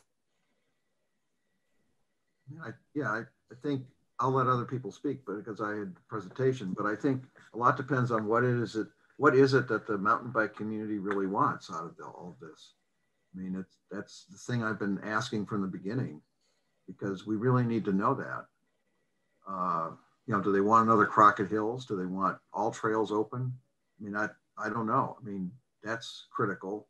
And then the other assumptions is how we plan in regard to accommodating that, whatever it is that they really want. I mean, it may not be accommodatable in its entirety, but maybe there are ways we can accommodate it.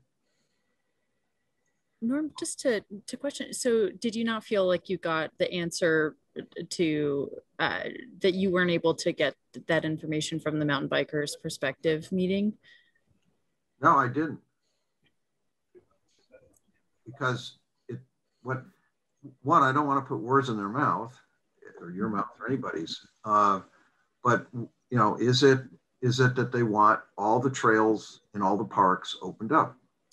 Oh, I think that well, I guess I do remember from the presentation that I think that every trail user group probably would love to have a trail to themselves, but I do think that they do want more access to more trails, but not all multi-use trails for all purposes was what I remember the outstanding message being. I mean, I think there could be an accommodation that there be certain trails that would be mountain bike only in certain parks. And then you'd have to look at the environmental impacts and issues there. I mean, one of the issues with the Sibley McCosker was that a trail was going to be for all users, was going to be run through a particularly very sensitive native habitat area. And the Park District had not looked at that, and they were running the trail through there. And we all said, wait a minute, you can't do that. And that was one of the issues that brought a halt to the planning at Sibley McCosker 3 years ago. Naoma, could you repeat the question? Yeah. So the question is, what assumptions do you think are important for the district to consider with developing new trails. So, you know, I'm sort of taking that, we really want to make sure that we understand, or Norman would like to make sure he understands what do the mountain bikers, and really the district, so the district really understands what mountain bikers want in terms of trail, in developing new trails. They want access to all trails or just more access. And then, you know, are there other assumptions that we should be looking at? It sounds like I'm also gathering from Norman that maybe there's, you know, making sure that we really understand the natural biological communities that are on the ground. Instead of it, so the question though being, what should the park district consider? Instead of it being so parametric as to, well, therefore, how do we decide what each group might want to have considered for itself? It seems to me that the one basic assumption for the park district would be that it is a limited resource, like water, like, you know, that there may come a tipping point with respect to demographics where there is only so much resource that can be used to accommodate any particular use. So how do you begin to contemplate a cap? Damage, no damage, whatever the use. It's not infinite. And I do think that, of course, speaking from the Ridge Trails perspective, connectivity is really important, even though, you know, a lot of these new land bank properties won't be, except for this Rancho Pinole, maybe won't be on Ridge Trail, or won't be on the Bay Area Ridge Trail. But the Bay Area Ridge Trail does go through Rancho Pinole. Oh no, that's what I said. Except, hey, yeah. But I do think, I mean, connectivity is something I'm here to advocate for. But also, I think it's important for us to look at, and for the park district to look at future trends and what people will want in the future. If I know that a lot of I guess I was a little bit upset with the way that the trail survey, that the user survey was designed, and that, you know, it only showed primary. I'm sure that the park district has that data, but it only shows what your top use is. So probably everybody hikes that also bikes and is equestrian. But when I looked at the user survey, equestrian wasn't on there. You know, and I think that it would be interesting to understand. I do think that there is, of course, increased mountain bike usage. And I think that there's a lot of young people that are doing that and are looking for that opportunity.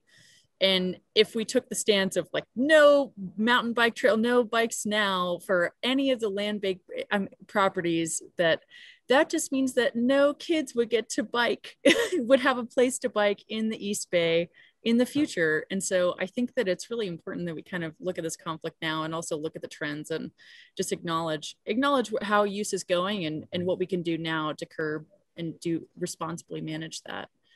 Well, I think one of the things is you have to have assumptions. You have to protect wildlife and wildlife values and native habitat values. Because, for example, you talked about connectivity. One of the big issues that occurred when we worked on the Edmud issue was the push to have the Skyline Trail as a connector for certain ridge trail connections. Well, Skyline is a very sensitive habitat area. And Edmud just said, there's no way we're going to allow that. Because of the facts. And that's great. And I guess in that case, then it's important that we come up with an alternate that's less environmentally sensitive, that people can still connect so that they don't poach the Skyline Trail and use that, you know. So I think that that's important. But also, I don't know what your name is, because it says on your it says JTC, but I don't know if you had a perspective too, if you wanted to. Yes. My name is Gabriella. I am representing the youth. And froze. Gabriella, we lost your signal. Yeah, I have to, I don't know, somehow sign off and come back in. I don't know how that's going to work. Or maybe if you pause your video too. I paused the video. There you go. You're back. Yeah. Oh, hello. Yeah. You may want to pause the video, just be twice. Yeah, Gabrielle, turn off your camera because your bandwidth is low. Yeah. So we'll probably be able to hear you better if your camera's off. Okay, there you go. Excellent. Yeah, okay, so where did I leave off? You were representing You didn't youth. start. Youth perspective. Oh, yes. Oh, my God. Sorry. There was an emergency helicopter. But you guys could go on. Okay. Well, maybe I guess, and Norm, you know, maybe I might just add that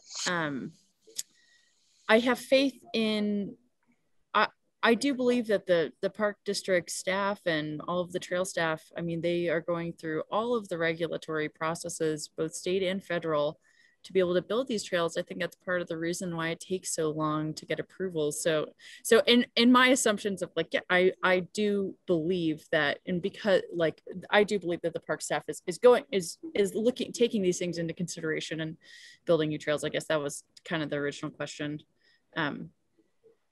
So. I don't know that, I mean, just to sort of play devil's advocate here, I think EBRPD versus EBMUD, for instance, is a really interesting juxtaposition in as much as, yeah, the park district takes into account everything that you're implying, Simone, but tends to put public recreation as first on the list, whatever that recreation might be. And for EBMUD, the first thing on the list tends to be refuge. Public recreation is always on the list, but it's very much lower and much less accommodated with respect to disruption of refuge property, because their first priority is water quality and also control. They're just sort of control freaks over a lot of that as well. So, you know, institutional culture notwithstanding, I'm wondering whether, with respect to management, and your request for alternative routes, if for instance, as a private land trust, we can close our property any day of the week. We can just throw the gate and say, sorry, you know, there is no shall in our ownership of the property. We can protect it as we see fit, although our first priority is to provide public recreation. But should we have to do that, we would. And I wonder if the park district might undertake or contemplate the notion of, sort of like with rangeland management, a rotational system where, you know, there's a certain load put on the property for a certain amount of time, and then it's closed. People don't simply presume that they have recreational access forevermore in exactly the same way under all conditions. It's not a shall, it's a for a while until we decide that, you know, we're going to manage it in a different way. We let it rest, as it were. I don't know. I just throw that out there because I think there is this presumption once you have a trail, it's always going to be a trail, and once it's a trail, everybody should have the right to use it. And I don't. You know, it's a responsibility. It's sort of like driving. Again, you know, you don't have a right to drive. You're given the privilege to drive as you exercise it responsibly. And there are times when you close the road because it's in need of repair. You know, 4 a.m. you want to cross the Bay Bridge, forget it. It's closed. Alternate route. Could the park district begin to contemplate that kind of strategy based on the notion that it is a limited resource? There is a point at which there's not enough water, there's not enough land for all of the pressure of any kind of use. It needs to rest. That's a good point, Linus. Yeah. So we have my thing I've also talked about is the carrying capacity, so to speak, and the impact of so many users on the parks. You know, and some parks that are close to the population areas, the impact is going to be tremendous. You may reach a point where it's just over capacity for people of any, hikers, bikers. It's just over capacity. Right, and to that point, I mean, can you rotate a property out so that it begins to divert that load, and that with the anticipation that it's brought back online, so that you're rerouting people enough that it breaks up that impact. I don't know. I'm throwing it out there. It's not easy. I think Naomi, you want to say something, or? Oh, I was just gonna kind of do a time check. We have about 20 minutes. And I don't know if you guys want to move on to the next question. I think some of these ideas as well are good and will probably also apply to the next question, which is before we move on, I do, in terms of assumptions, I think somehow this is maybe an assumption in the negative way, which is that from my experience, certainly in observation on trails, is that there are many, when you're on a hiking trail, there are many places where there are clearly, from bike trail marks and the steepness of the slope, actually, clearly rogue bike trails that have been created. And I think that, I have to say that I think the mountain bike community simply cannot ignore that issue. It occurs. And it's pretty shocking in certain trails, just how many rogue little cutoffs and cutbacks and things like that I've seen on the trails. Can I suggest something in this regard, Norman? Deal with that. And I struggle with this because I think when we start talking about the mountain bike community or the hiking community or equestrians and so forth, the notion that the mountain bike community needs to take responsibility for rogue behavior by mountain bikers is to say that it is some sort of monolithic community. We got teenagers building teenagers. The teenagers need to take responsibility for teenagers. There's kids out in the woods that are not on mountain bikes building forts and swings and all sorts of disruptive things off trail. That aren't representative of some community. They're just kind of offline individuals. So the solution orientation, I think everybody appreciates the wilderness values, the habitat values. Everybody wants that experience. I don't think I understand the sort of the adversarial strategy, but I don't think it advances us when we start saying that the mountain bike community is monolithic and has to take responsibility for itself. I think mountain bikers frequently acknowledge that there are rogue trails, and would easily agree with you that that's a bad actor and damages habitat, and nobody wants to see that.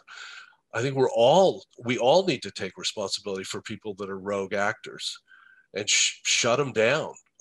But I don't think that means shut down mountain bikers. It means shut down bad actors, just as you wouldn't want that person on the road, if it's on the freeway or whatever, somebody's going the wrong direction. Who's the highway patrol? Well, that gets to the enforcement issue. Right.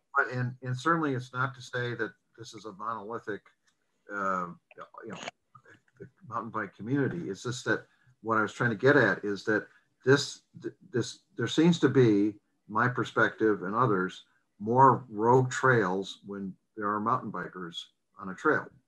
Okay. And potentially greater damage because of the nature of the mechanic. We have to make that as an assumption and then figure out how we reach somehow some kind of solution to deal with it. Briones is a good example of where there was all these rogue trails created. And now the mountain bike community wants to, certain mountain bikers, I'll put it that way, want to say, well, we'll just now convert those all to bike trails. Well, now you've basically gone through a process where you've created an illegal trail and now you get to convert it to a legal trail. And I do think that is an enforcement issue. Folks do have to appreciate that. Yeah, CEQA process doesn't anticipate just a rogue trail becoming available, independent of a biological opinion and so forth. There has to be some sort of enforcement, but that's true for all use. We don't just start allowing hikers to use social trails because there's an animal trail and suddenly you've got something in place that it's not supposed to be. I wish I'd never gotten involved with this group. It's too difficult a dilemma. Well, I think this is moving on to kind of the next question. So I think we can go ahead and move on. But what ideas do you have for promoting conservation goals and minimizing the impacts of trail use? So, education. So education and enforcement is really important. I do believe that You know, I think it's, I wish that we could get the presentation from John Campo at Marin County Parks and his environmental roundtable and the work that they've done. And the way that they approached new properties was by not identifying who will be using the trail whatsoever, but just starting with like, so not saying, oh, this will be a mountain bike, this will be an equestrian, but starting with the premise of let's build a trail in a location where it's going to impact the least amount of resources, it will make the most sense, etc. And starting from that framework, which I'm positive is 10 times more expensive, you know, because it's not going to be existing ranch roads, then moving from that and looking at how to build a sustainable trail after the fact, when that you're not going to be worried about being on Skyline Ridge and impacting, you know, sensitive native habitats. And so I think that is an excellent example that's already happening in the Bay Area that seems like a great way to frame things, but also, you know, clearly it's expensive, it's collaborative, it takes a longer time, but it seems like it's really working well for them, and it's prevented a lot of lawsuits by environmental groups. So yeah, I think it's something East Bay should look at. That sounds a good idea. Raises two questions. One is, or part of this, what do we need to look for is that then the Park District really needs to do the baseline studies for the area to determine what is sensitive and native habitat, which is, it goes back to the whole issue of what stewardship is doing, which is to evaluate the entire park system in terms of what native habitat and wildlife values it has and what needs to be protected. And that's something that I and others in the environmental community have always been saying, is that the Park District needs to first do those baseline studies initially. Often what they say is, well, we'll do that later. We'll kind of create an idea for a trail and then we'll look at it, but then we'll supposedly do those baseline studies later. Well, they need to do those up front. That's what I hear you. Is that really true, Norman? I mean, I'm just trying to figure out, I mean, I'm not challenging you on that, but I mean, the notion of going into a CEQA process, as the Park District is, you know, they're susceptible to all of that without having really done the habitat resource area studies, all of the biological opinion and so forth. Whichever order you go at it, you're still going to have those studies before you start cutting trails. So is it really true that you think they're establishing trails outside of a regulatory process without knowing what the habitat values are? That was one of the fundamental issues and criticisms of what was going on at Sibley with McCoster. Well, I guess I would just promote the idea still, and again, it's very high level, general, probably not as effective as it might be, but I don't think the public knows what a CEQA process is. I don't think they understand much of what goes into design and implementation of trail building. And to Simone's point, if there's some way, and I feel as the land trust that we have an obligation to inform the public about why we do the things we do and why the properties we preserve are important to preserve, because they contribute to their acquisition and they also want to visit them. So the more information we can promote to say, this is why this is important, but also the Park District has this wonderful bully pulpit and the capacity to educate the public in, this is why we're purchasing this natural resource. It's not just for your bike trail, it's, you know, or for your equestrian trail or whatever. It's because it's a natural resource. It's very important to us. And these are all the reasons why it's important. And the more you can get the public to understand why it is that they should cherish these places, and that there's this design conceit that then evolves out of that, based upon, you know, Norman's perspective on, yes, stewardship values up front. What are we dealing with? People will, their appreciation deepens as to, you know, why everybody wants to protect those habitat values, whether you're on a bike or horse or a pedestrian. I'm actually more concerned with everybody having that ethos than protecting one another's aesthetic experience when you're out in the park. I'm less concerned with people protecting one another's notion of what that experience should be, as how is it that everybody carries the concept of the park itself should be protected for its intrinsic values, however I'm behaving in it, on whatever my medium. And that's a big educational lift, but I think the Park District is beautifully positioned to be able to do that. And that's less on the enforcement side and more on the, oh, gee, people being enlightened. It's going to take a while. Yeah. So I think the other component of what Simone, you were saying, is that then it starts to sound like going back to, well, we're going to design all trails to be multi-use from the beginning. Is that what you're saying? Oh, absolutely not. What I'm saying is, and I don't think that, it seems from all the perspectives shared in the group that doesn't make sense. Though I do work for and represent a multi-use trail that would love to connect through certain properties. We understand that, of course, it doesn't make sense in certain areas. And, that's why we advocate for just having alternate or parallel connection on the Ridge Trail. But I think that it's important that, it does seem like it would be beneficial if there were is there a mountain bike only trail in the entire park district? I wonder, I think that those are all things that we should be considering. And but I do think that it's also important to acknowledge that all uses have their impacts. And I guess I will also say I'm a little bit floored at how few bike resources there are compared to equestrian resources for the percentage of the population that's using them. And I think that's something that should be considered overall, personally, just in the parks that are the closest to population centers. So, that's a personal opinion, not that of the Ridge Trail, but I was interested in learning that as well. I'm no equestrian. I think me neither. I'm a hiker. I don't want to go down a rabbit hole here or a horse hole, but the issue there is, if a horse needs a stable, and there's a lot of stuff that a horse needs that a bike doesn't need or a hiker doesn't need.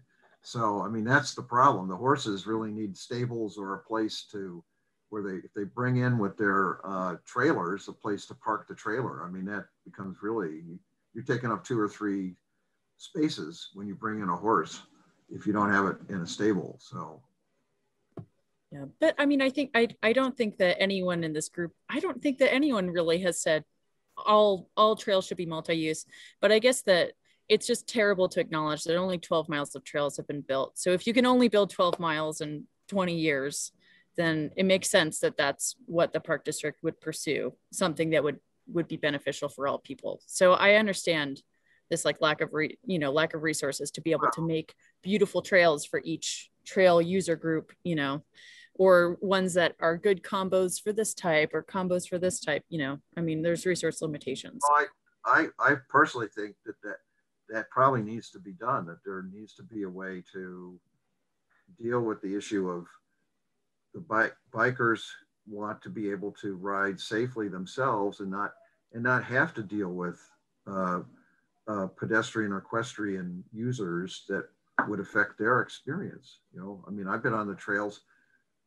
Many of the bikers are very polite. They stop for you, as they're supposed to, because they're supposed to yield to hikers and horses.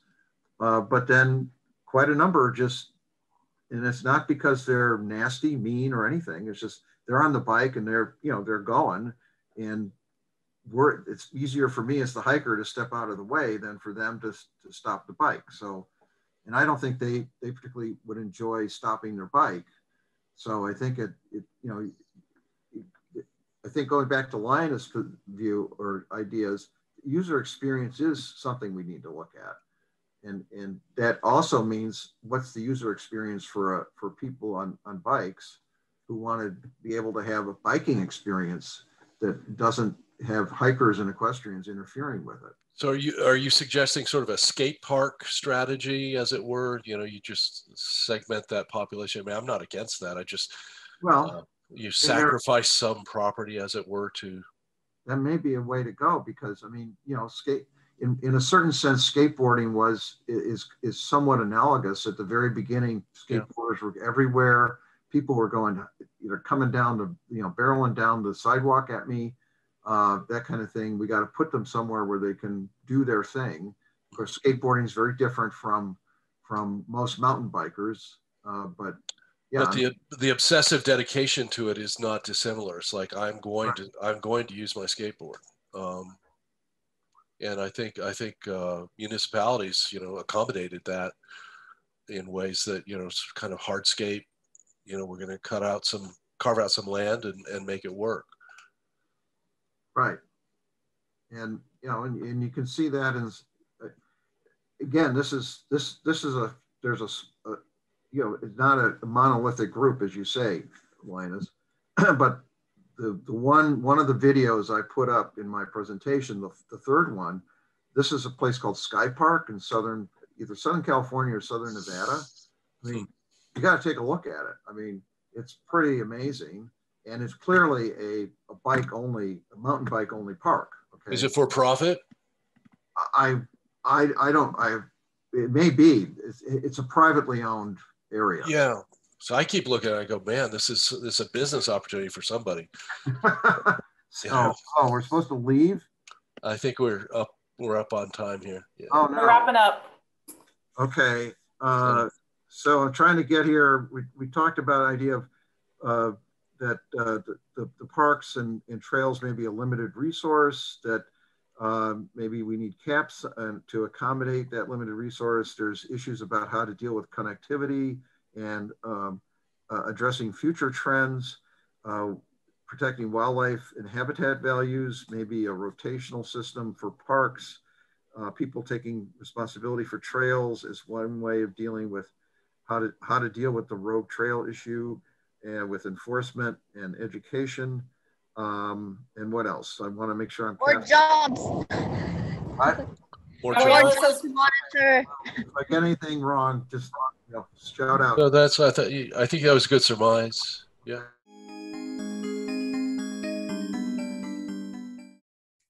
Hi, Rick. Hi, Helen. I will start recording our breakout group. Hi, Kim. Hi, Kim. Hi there. We only have 2 people in our group. Yeah, it's me and Helen. More people may be coming in. I see Joseph. All right, I will start sharing my screen. Just to let you know, I'll just be an observer and note taker. Can I have one of you volunteer to be the to bring our discussion back to the larger group?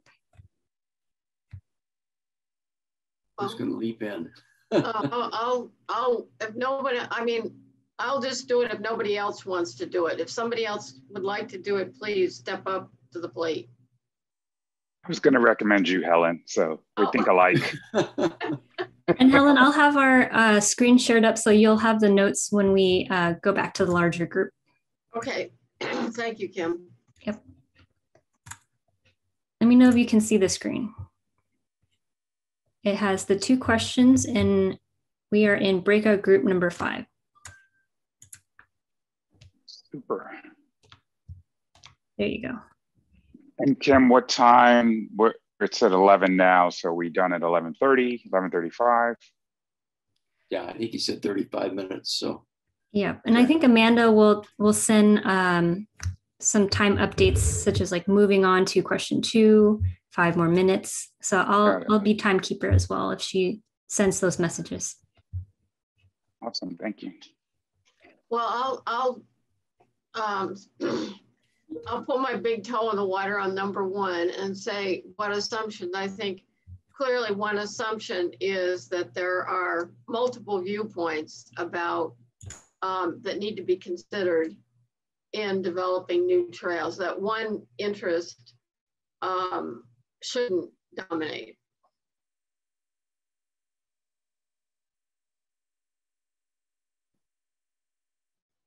My assumption.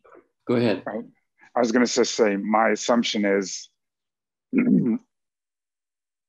that there will be competing interest because we have limited resources, and resources here could be trails, could be time of day, could be day of week, could be time of year. And anytime you have competing interests, we really need to have emphasize communication and planning in order to try to accommodate the multiple interests for the limited resources. Yeah, I think what I was going to say is sort of a corollary to Joseph's, which is you can't design every trail for every user.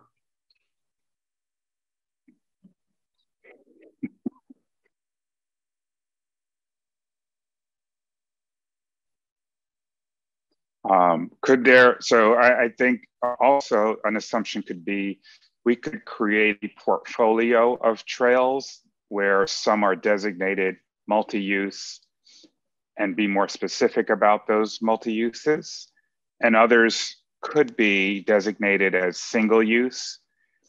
And if we're clever as to how, in terms of proximity and use of the trail by day or time of day, we may be able to accommodate most of the users and also plan for the future. I'd just like to say that I like what Jim Hansen was saying in the last presentation about starting off with, you know, a big map of the district and looking at the areas that are, you know, where there's critical habitat or some kind of restriction. So in other words, start off with looking at the land, so that you get a sense of what trail is appropriate for what land. Helen, I'm going to put that in number 2. It sounds like an idea on how to address does that make more sense, or should I put that in number 1? Oh, okay. All right. No, number 2. I think you're right. Okay. Start with looking at the land and sensitive areas. Okay.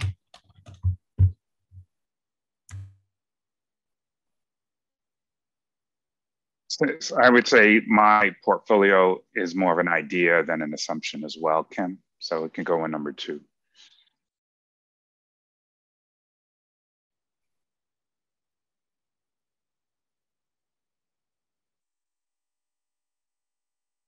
I think we've moved on to number 2, and that's probably appropriate.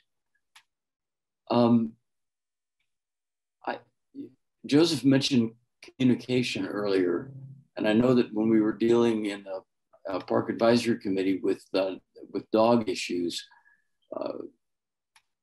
education and communication was a very important part of it, because we have so many different users.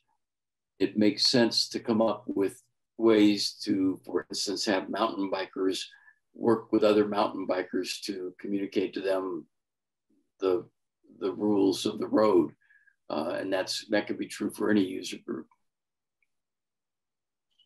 And I probably said too much, but I'm sure Kim can edit that for me. The other idea I would have is if I'm going to advocate for more enforcement, and I know that means more money, but if there's no cop on the beat, I don't know how you get people to adhere to rules. Right. Some people, right? It could be just 1% of the population that misbehaves, and that would just, you know, be enough. Well, Joseph, I agree with you on that one. The question is, where are you going to get the money from? That's what the park district is going to say, that it's so expensive to have enforcement. And so what would be cost-effective ways to get enforcement? Yeah, and I agree, but I would like to think maybe we can lean on technology in some ways. Maybe we tap into the philanthropic community in the Bay Area, the community foundations, the other foundation. There's 75,000 foundations in the country. I know Hewlett is a big supporter of ours. There are environmental foundations that could potentially step in here if we came to them with a plan. And as a pilot, right? We want to increase enforcement in these areas over these many years. The goal would be to hopefully mitigate negative behavior or impact on the environment. So I think it's an idea and it could get shot down, but it is an idea. Okay, I support the idea.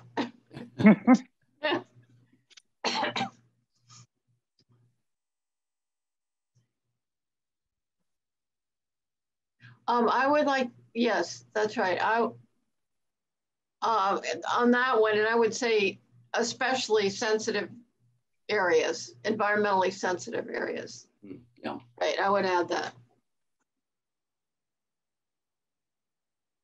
Well, what about, you know, because I've been out hiking on the Park District lands to the extent I can, and there are a lot of trails, like one is in Tilden, that look like they've been created by off-road bikes that are coming down the hill, and they're creating, you know, these so-called rogue trails. And I'm thinking that might be, they might be doing that. I didn't see a lot of those trails being used, and this is Pleasanton Ridge I'm talking about right now. But I'm thinking that possibly those trails are used at night. And, you know, like, how do you deal with stuff like that? I mean, you know, night riding in parks and things like that. From an enforcement, from education, whatever area you want to come at this from, but how do you deal with it? Yeah. Yeah. I mean, that could be the 1% I'm talking about that are going to do what they're going to do. And unless you have night vision cameras up somewhere that are capturing them, and then all you have is a video or picture evidence that somebody's doing it, since bikes don't have license plates, right? Yeah. You can't track it that way. But if the video cameras show a repeated pattern, then we could bring enforcement to that area at those times to then catch the people doing it. But that's, you know, dangerous work, and I'm not signing up for it, but yeah. Yeah.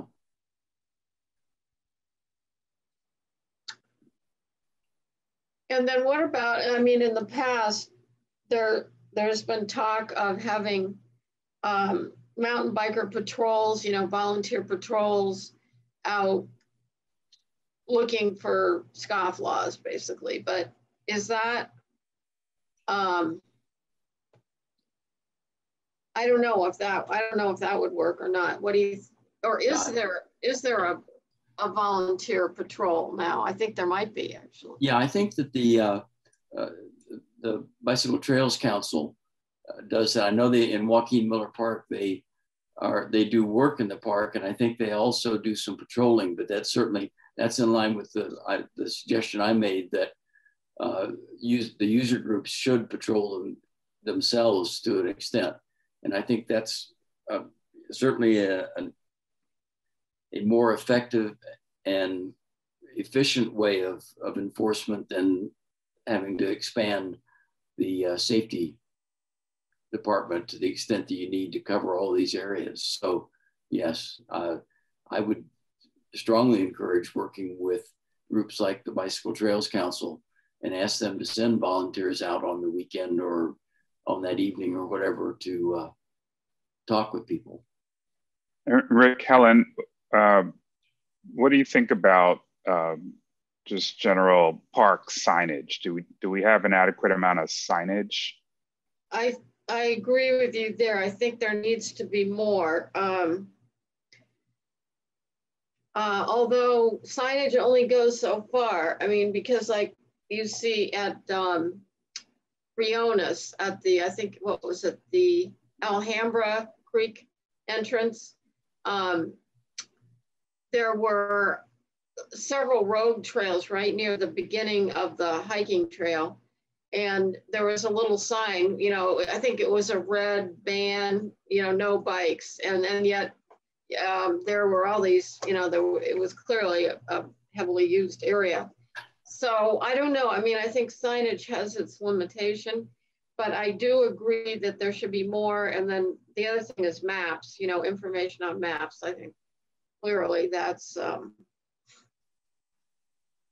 Well, the other benefit signage has is it leads to enforcement, right? Because if someone is clearly aware that they shouldn't be doing something because of a sign, then it's easier to enforce.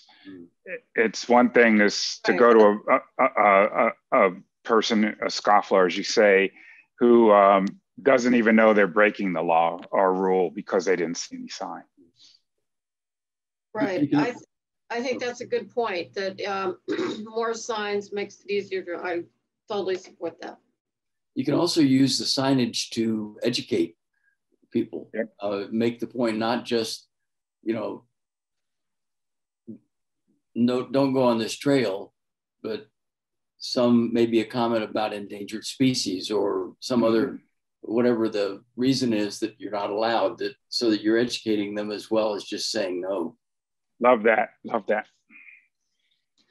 Now I noticed that a Sean Burke has joined us. And yes. Yes. Now, what group are you with? I'm the Land Programs Director for Save Mount Diablo.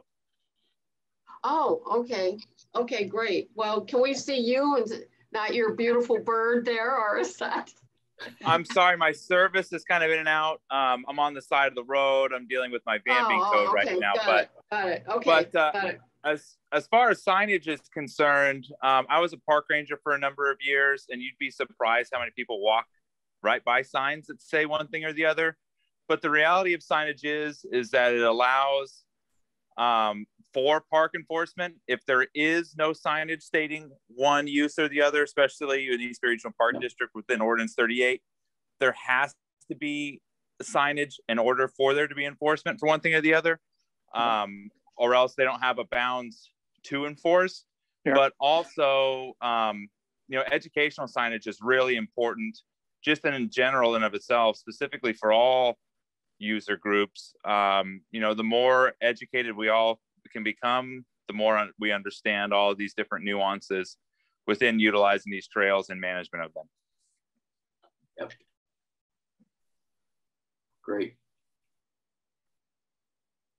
Sean, we did go over number 1, but if you have any responses to that, feel free, and I'll take down the notes. The first question was, what assumptions do you think are important for the district to consider in developing new trails?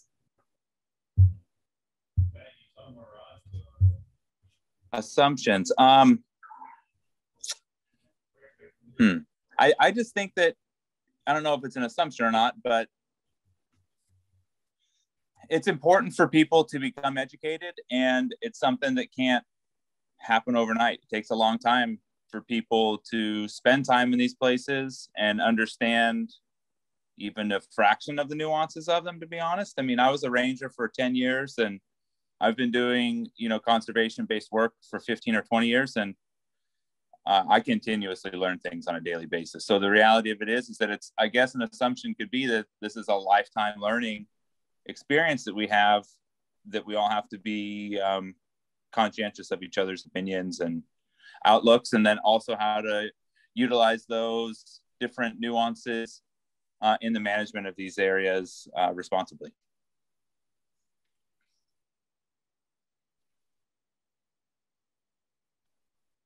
Okay, I tried to capture everything you said, but I may have missed some things. Oops. It looks fairly good. I mean, I guess, yeah, I don't know. I don't know if the park district really can assume anything other than, you know, people want to have a good time in these places. And I think the best thing for the land is for people to become educated to all these different nuances. And, you know, I say this to people all the time. I feel like it almost should be a responsibility of all of us as citizens to be a park ranger for a couple years, just to understand all how diverse this game really is, you know? So I don't think that's going to become a constitutional right or focus. Right. But I feel like it's a multi-edged sword. And so the more we can work together, the more important that is, and the better I think our connection as a society will be to these places, and therefore the management, you know, will follow that, as well as the respect. That's an excellent point, Sean, and I'm going to add that to one of the ideas. But one of the assumptions, since Kim, you're there, I said we should assume that there's going to be more people using parks. Yes, I just had the same thought. Yeah. And anytime you get newbies, you have a learning curve, right? Right. So not only you're going to get more volume, but you're going to have a greater need for education of trail etiquette. Yes. Right. And then with regard to the idea that Sean sparked for me is we should actually have a YouTube channel where we have park rangers getting interviewed, or testimonials, or storytelling. So park ranger stories on YouTube. That would be great. That I could see that going one of multi ways. That's awesome. That's a great. Another thing about, and I totally support, is that there will be continued increased use, and that means that the park district is going to need a way to fund further development of trails and land bank areas and so forth, given understanding there are restrictions. And I know the park district is starting to think about a possible continuation of the parcel tax. And so I think we need to, I think an assumption is that all this trail stuff is going to require additional funding. Yep. And I guess I'll leave it there.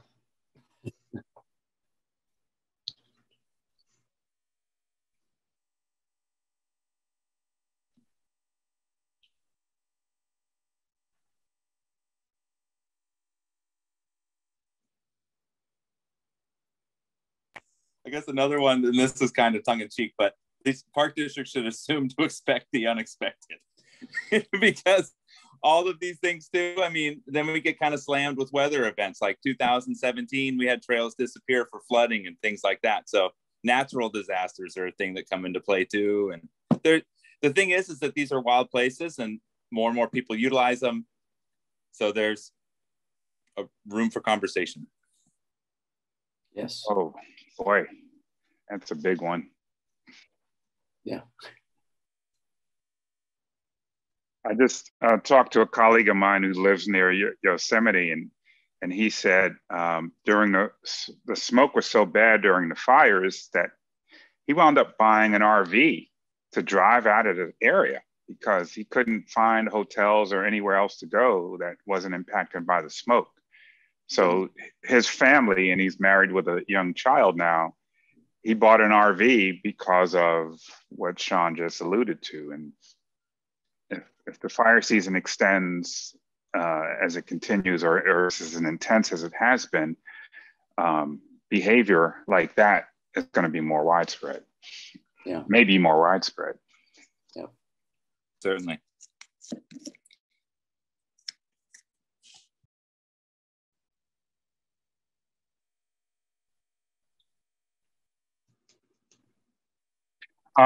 Is there an assumption that we are actually maintaining the parks properly? I had a call yesterday and with the National Forest Foundation, and they were talking about Big Jack East Forest project near Truckee. and they were talking about how they're using, they're cutting some of the trees, which I know is hard for a lot of people to stomach. But because in that particular part, there hadn't been enough natural fires to keep the forest balanced. And then, you know, insects, and then of course, so I don't know if we have a policy and that we're adherent to the policy for adequate park maintenance to mitigate some of the damage from fires. So Sean, maybe you can address that. Well, I could probably address it from the point of view of the park district, which is that there's never enough money for all the work they need to do. And I know right now they're being really severely challenged by the tree die-off. They've estimated they need, I think the number is $40 million to remove the trees that have died. And so having to get federal funding and other sources for that. So yeah, they don't have adequate funds, and it's going to be challenging in the current environment. Right. That's definitely a reality. And I think one thing to try to hold on to is just any management that is done in these areas are with the best intent, with the science-based background. You know, there will be any number of specialists that'll come in and make recommendations, and that will be the recommendation for the management of these areas with these management plans going on. So I think that that's one of the things you have to kind of just hold on to and make that assumption that the management of these areas is with best intentions for the natural environment. You know, but the tree die-off that was just mentioned, these are huge projects. We have a large die-off in the state park we're working with right now. You know, thousands of trees have died overnight. And so now we're in the process of working with consultants to try to understand what is going on, so that once we know what is going on, all the different nuances involved with that, now we can start discussing management plans and things like that. You know, climate change is a big unknown, you know, the unexpected. Yep. But it sure makes for exciting dynamics. Yeah, just to kind of end on or as we end, put a positive spin on it. Other meetings I've been a part of in the Midwest, they were looking at at foliage, at trees, at what they could plant there that actually may offer greater health and wellness benefits. They envisioned a future where if you were a cancer sufferer, you can go into this part of the forest and get benefits. If you had suffered from allergies or some other ailment, these plants, if you forest bathe in those for 2 hours, 3 times a week, would actually aid in your healing. We know that some doctors are prescribing forest walking or nature walks along with medication these days. So I think we can start to reframe how people think about parks and how they could also be viewed as having tremendous pharmaceutical benefit, right, or healing benefits. That's an uplifting finish. Thank you, Joseph. I think I will go ahead and put that under ideas. So reframe how we, can you repeat that view? How we view parks, and maybe think of them as part of the, so they have pharmaceutical benefits, health and wellness benefits. Doctors are prescribing nature walks now along with medications, things like that. And the bigger picture was, are there ways to think about what we can plant, or what science has uncovered about inhaling highly oxygenated air, or some being next to certain trees or bushes that throw off additional medicinal benefits. And this one group was envisioning a time where if you were already suffering from cancer or something like allergies, if you went in this area and stayed there for 3 hours, that would actually aid in your healing. So using the park as actually a healthcare facility. I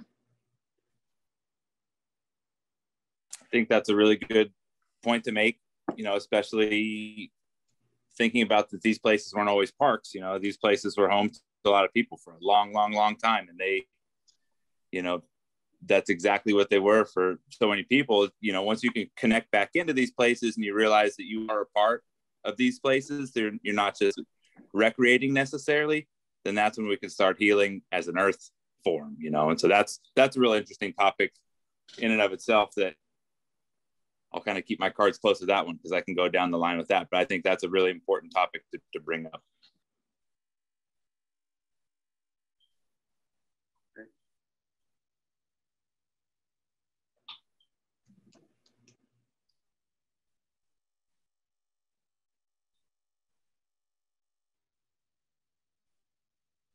And Sean's going to volunteer to lead the Ranger stories on YouTube.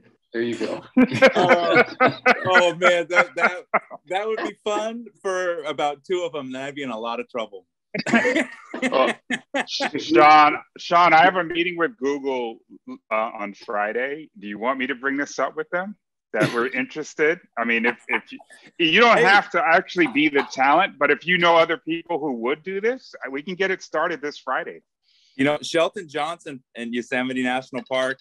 Yeah, that guy he's incredible, you know, and he's been a mentor, a hero of mine for years. And that's what he did essentially with the Ken Burns documentary. And that's what he continues to do in Yosemite. So, I mean, he's in the, you know, the most loved place on earth. So you know, if I can make a recommendation, he's the person for sure. He's incredible. Well, the Park District also has Doug McConnell, who does a lot of this is true. Yeah. So no, well, I would like to copy what Sheldon's doing, not ask Sheldon to do it for the East Bay regional folks. So let's harness our own talent locally and just recreate it. Has anyone seen the park naturalists in their videos? I think they've put them up on our Park District website, on Facebook, and I think they may be on YouTube. I don't think there's a channel for it though. Yeah, there's some great ones. Francis Mendoza did a lot of great presentations. He's a good friend of mine. He actually did some presentations for us with Kevin Dixon. He's another great naturalist. They're all real talented, you know, so any of those individuals would be great representatives. Sergio Huerta would be another great person to reach out to. He's been a firefighter for 30 some odd years and a park ranger / supervisor. He's a total wizard too. And he has the soft skills to be a good presenter in a diplomatic form. that could be a new career for Francis as he moves on. This is true. Francis is an incredible individual, great speaker, very inspiring. Yeah, he's very good. Another good one, Morgan Gunther does some good stuff as well down at Crown Beach. Nice. Right. So I think we have about 3 more minutes, and we've got some good responses for both questions. Helen, since you will be reporting back, would it help if we go over them again and highlight any, or would you want to go over all of them when we go back to the larger group? I think we should, let's see. I think we should pretty much try to cover, I think you can cover it pretty quickly. So I would like to include everything that we came up with. Okay. And let me know if you need it to be zoomed in. I can try and do that too. Slightly larger type would be great. I don't know if you can increase the size. Yeah, that's good. Okay.